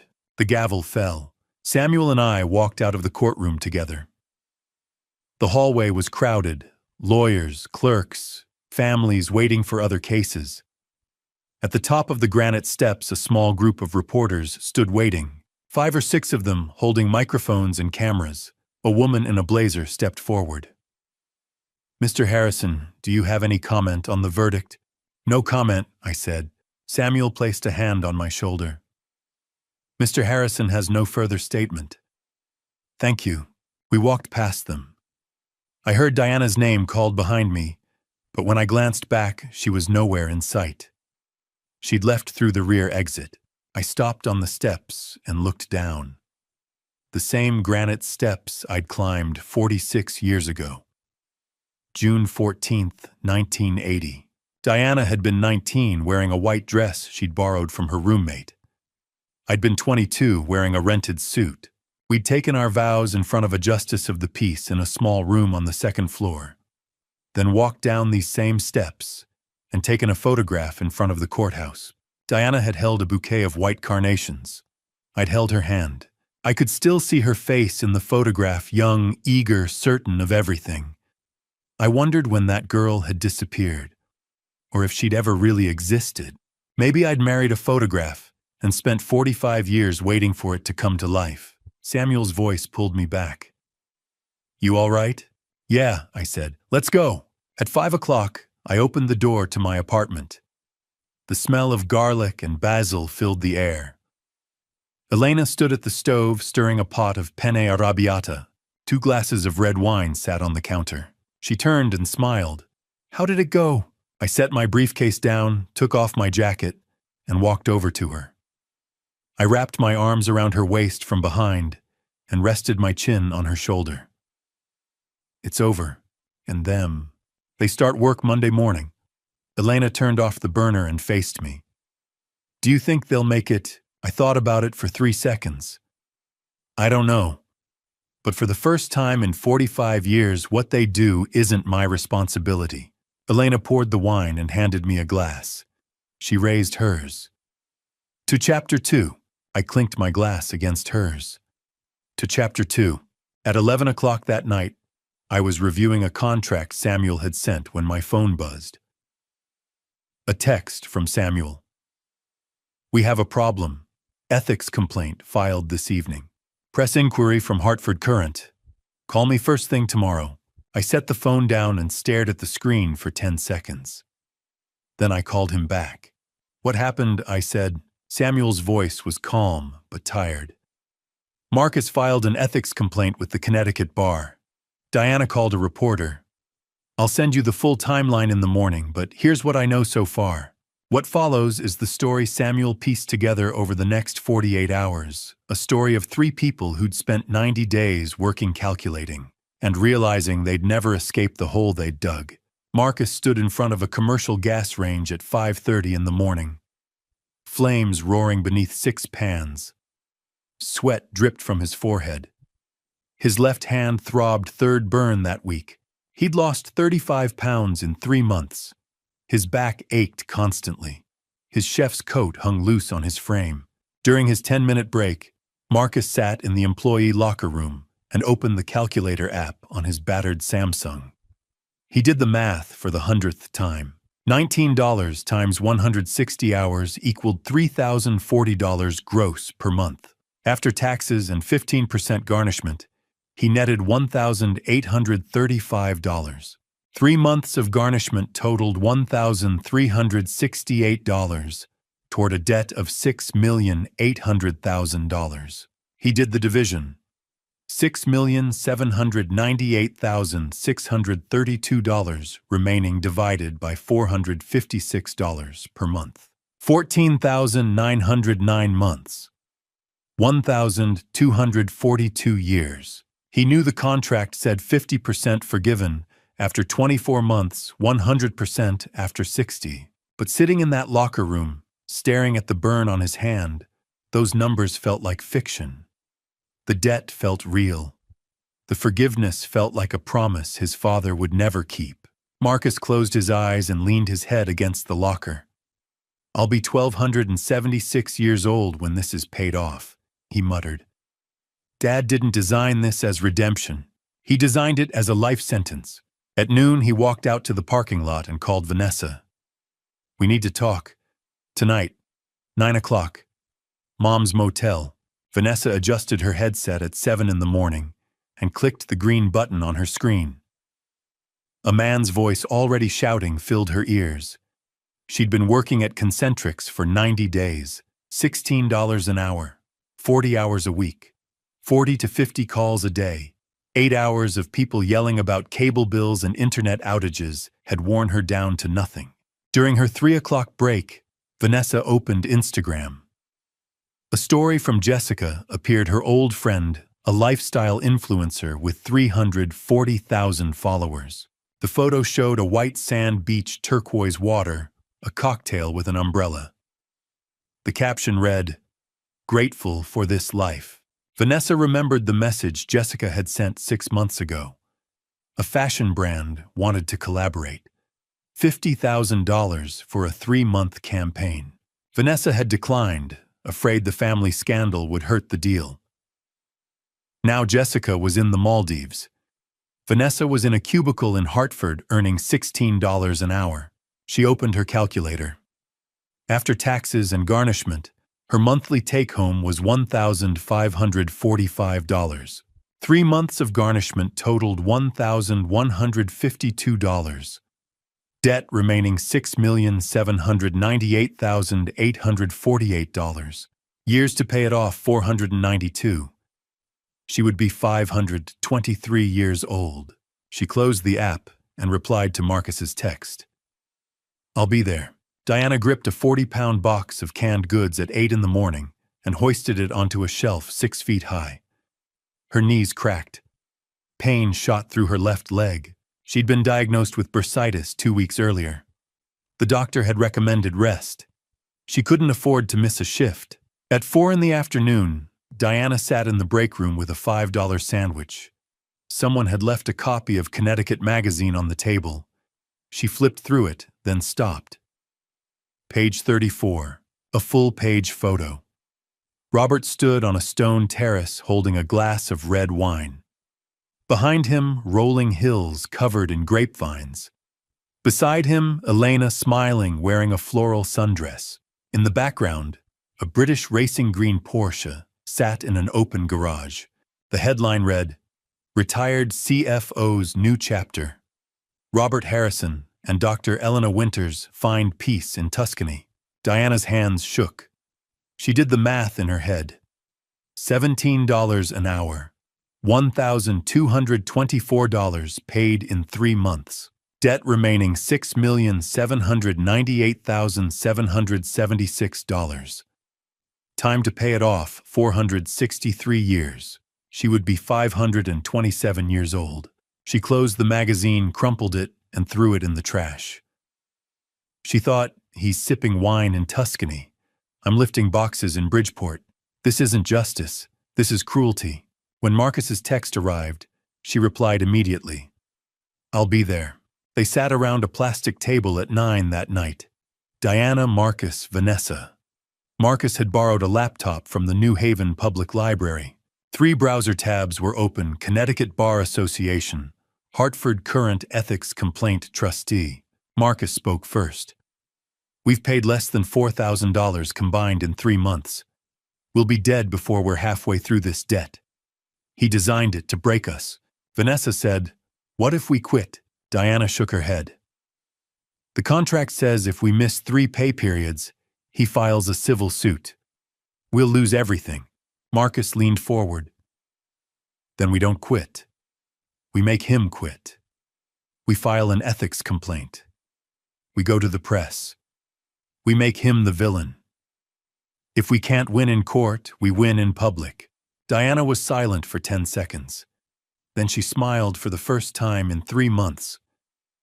"Do it." At 10:30, Marcus drafted an email to the Connecticut Bar Association, alleging elder abuse, coercion, and unconscionable contract terms. At 10:45, Diana called Melissa Vaughn, a reporter at the Hartford Courant. "I have a story," Diana said, "about a man who forced his 64-year-old ex-wife to work in a warehouse to pay a $7 million debt." Melissa replied, "I'm listening." At 11, my phone buzzed. Samuel's text. And I knew the war had just entered a new phase. At 7 in the morning, Samuel knocked on my apartment door. I was already awake, drinking coffee by the window. When I opened the door, his face told me everything I needed to know. "We have two problems," he said, stepping inside. First, Marcus filed a formal ethics complaint with the Connecticut Bar Association yesterday afternoon. Second, Diana gave an interview to the Hartford Courant this morning. It's already online. I set my coffee down. "What are they claiming?" Samuel pulled out his tablet and opened the complaint. Elder abuse forcing a 64-year-old woman into manual labor. Unconscionable contract 15% wage garnishment on a debt they claim is impossible to repay. Coercion alleging you pressured them into signing at your apartment without legal counsel. And the article, he handed me the tablet. The headline filled the screen: Greenwich millionaire forces ex-wife 64 into warehouse job to repay $7 million debt. I skimmed it. Diana's quotes were carefully chosen. "He trapped me in that apartment. My children and I were starving. We had no choice but to sign. Now I lift 40-pound boxes 8 hours a day while he sips wine in Italy." Marcus claimed I'd designed a contract they could never fulfill. Vanessa said I'd destroyed their futures. The article had been shared 12,000 times in less than 6 hours. Twitter was full of hashtags, #elder abuse, toxic divorce, warehouse grandma. A Reddit thread asked, "Is this even legal?" I handed the tablet back. "Do we have recordings of the apartment meeting?" Samuel nodded. "Yes. Your home security system captured audio and video. I reviewed it this morning." "Show me." He pulled up an 8-minute clip. The footage was clear. Diana, Marcus, and Vanessa entered the apartment at 9:35. Samuel explained the contract. They asked questions. Diana asked what would happen if they couldn't finish 24 months. Samuel answered the contract would be void and a civil suit would proceed. Marcus asked about debt forgiveness. Samuel explained 50% after 24 months, 100% after 60 months. Vanessa asked if they could have a lawyer review the contract. Samuel offered them 48 hours. Diana refused. "We'll sign now." All three signed.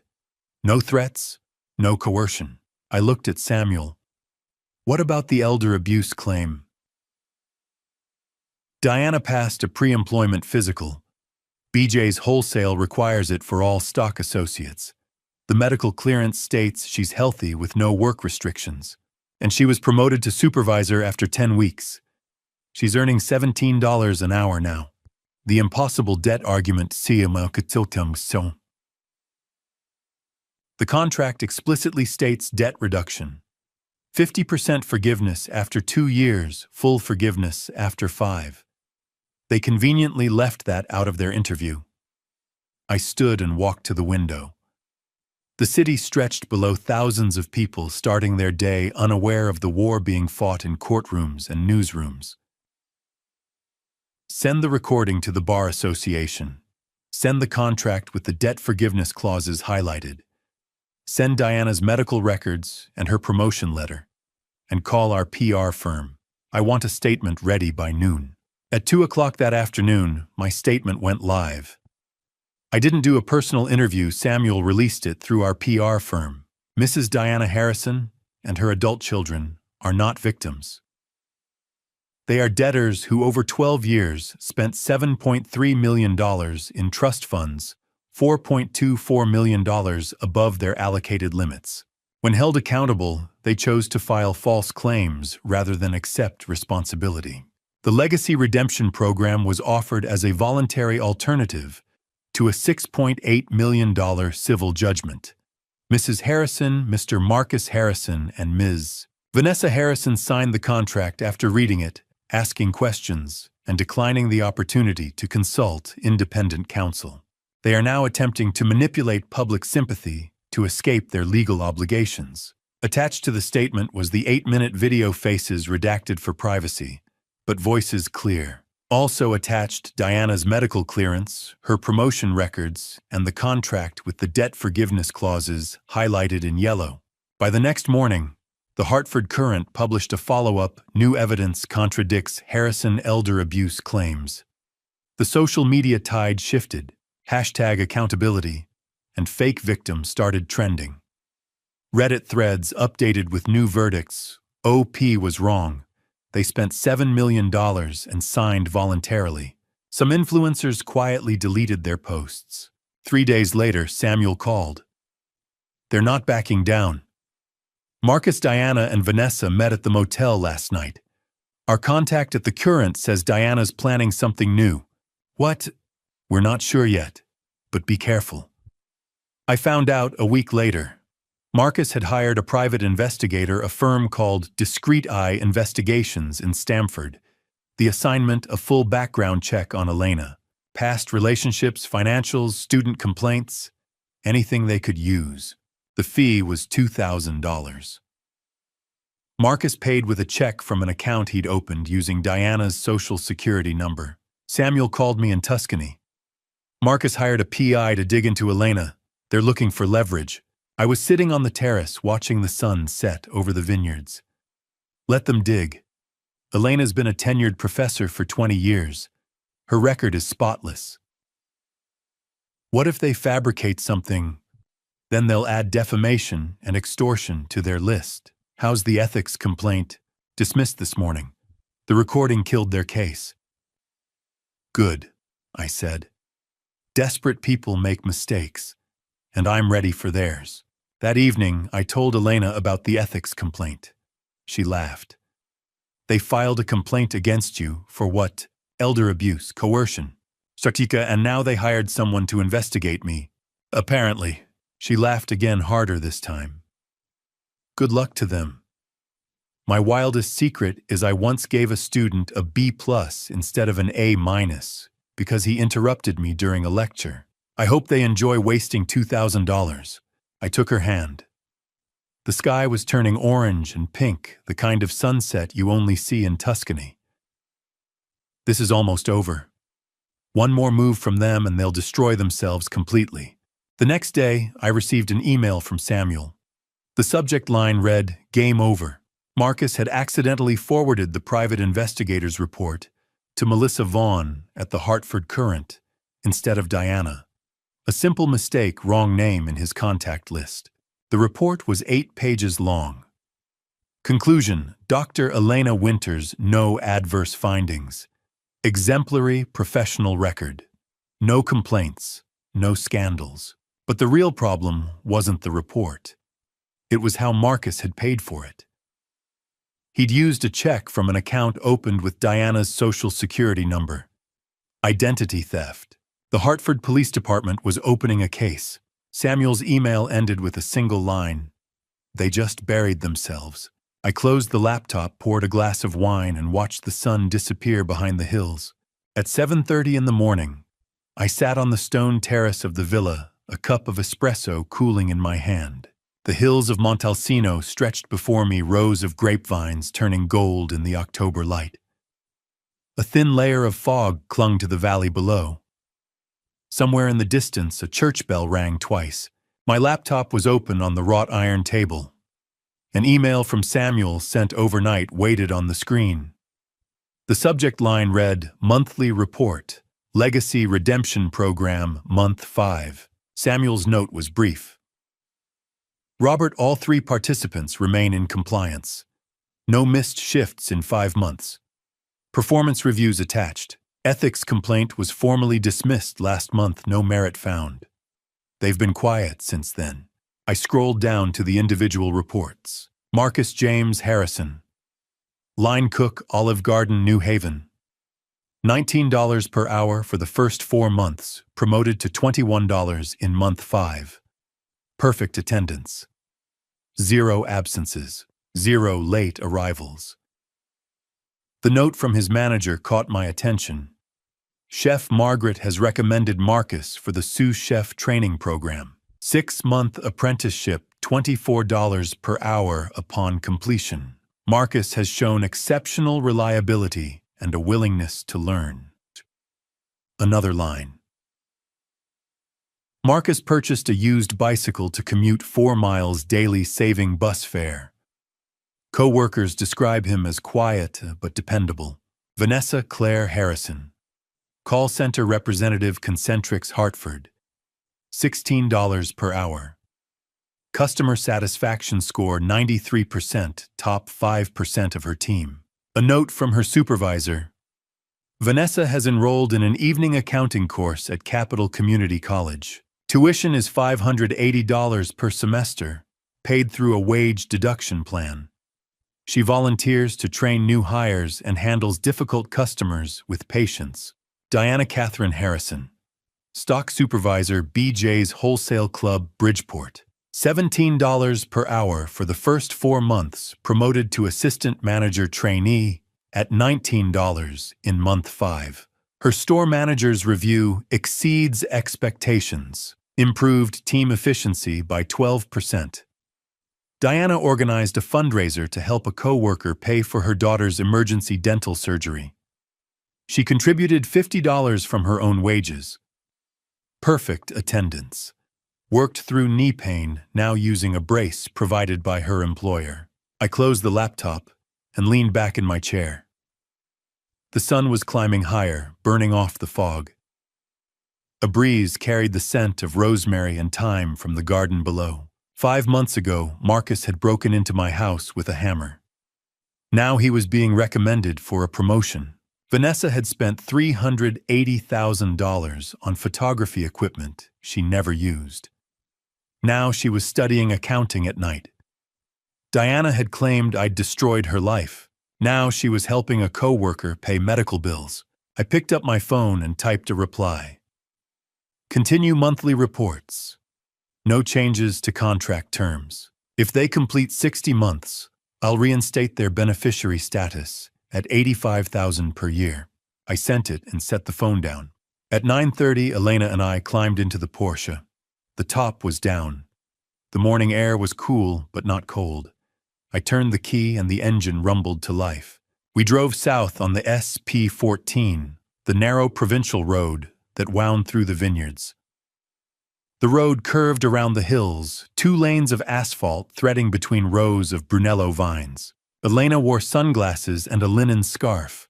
Her hair lifted in the wind. She laughed when I accelerated through a sharp curve, the tires gripping the road, the engine growling. At 11, I pulled over at a viewpoint overlooking the Orcha Valley. The fortress of Montalcino stood in the distance, a stone tower against the pale sky. I turned off the engine and sat still for 30 seconds, listening to the wind move through the olive trees. I reached into my wallet and pulled out a photograph. It was old, creased, faded.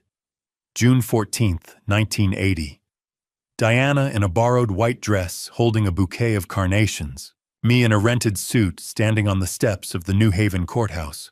I looked at it for 10 seconds. I thought I loved the woman in this photograph, but that woman is gone. Maybe she never existed. I didn't throw the photograph away. That would have been melodramatic. I folded it carefully and slipped it into the back pocket of my wallet, where it wouldn't be seen unless I went looking for it. Elena didn't ask what I was holding. She just reached over and took my hand. At 12:30, we returned to the villa. The kitchen was cool, the stone walls thick enough to block the midday heat. I filled a pot with water and set it on the stove. Elena sliced tomatoes San Marzano, bright red, still warm from the garden. While the water boiled, I told her about Samuel's report. Marcus is training to be a sous chef. Vanessa's taking accounting classes. Diana organized a fundraiser for a co-worker. Elena smiled. Sounds like they're becoming the people you hoped they'd be. I shook my head. I didn't hope for anything. I just gave them a choice, and they chose to try. Do you think they'll finish the 5 years? I thought about it for 5 seconds. I don't know. But for the first time in 45 years, I don't need to know. What they do isn't my responsibility anymore. At 6:30, the sun began to set. Elena and I sat on the terrace with 2 glasses of Brunello di Montalcino, a 2015 vintage from a vineyard 3 miles down the road. The sky shifted from orange to violet to pink. I thought, for 45 years, I was someone's husband, someone's father, someone's ATM. I built an empire so my family could have everything, and they took everything and still wanted more. Now, for the first time, I'm just Robert. I wake up when I want. I drive where I want. I sit on a terrace in Tuscany and watch the sun go down, and no one asks me for anything. I didn't say it out loud. I just thought it. I didn't destroy them. I freed them. And I freed myself. Elena rested her head on my shoulder. We sat in silence for 5 minutes, watching the last light fade behind the hills. When the sun was gone, we stood and walked inside. The villa door closed gently behind us. Tonight, I was simply a man who'd closed one chapter and started writing another. If you followed my journey to the end, I want you to understand something. This isn't just another dad revenge tale where a father strikes back at ungrateful children. It's a family story about what happens when love becomes enabling and silence becomes complicity. I spent 45 years building wealth, but I never taught my family the difference between earning and entitlement. I gave them everything, and in doing so, I gave them nothing. God blessed me with success, but I failed to pass down the one lesson that mattered: responsibility. Looking back at my own family story, I see where I went wrong. I should have said no more often. I should have let them struggle earlier when the stakes were smaller. Instead, I waited until the damage was catastrophic, and my dad revenge became the only language they understood. Don't be like me. Don't wait until your children are 34 years old to teach them accountability. Don't mistake silence for peace or spending for love. And if you must take action, if dad revenge is the only path left, make sure it leads somewhere other than bitterness. Mine led to a terrace in Tuscany, but it could just as easily have led to a courtroom with no winners. This family story isn't a blueprint. It's a cautionary tale. Teach your children early, set boundaries, and when they fail, let them feel it while you're still there to catch them. If this resonated with you, please leave a comment sharing your thoughts, hit that subscribe button, and share this with someone who needs to hear it. Your support means everything. Thank you for staying until the end. I want to be clear, parts of this narrative contain fictional elements crafted for educational purposes. If this content isn't for you, feel free to explore other videos that better suit your preferences. One last thought. Freedom isn't something you give. It's something you earn.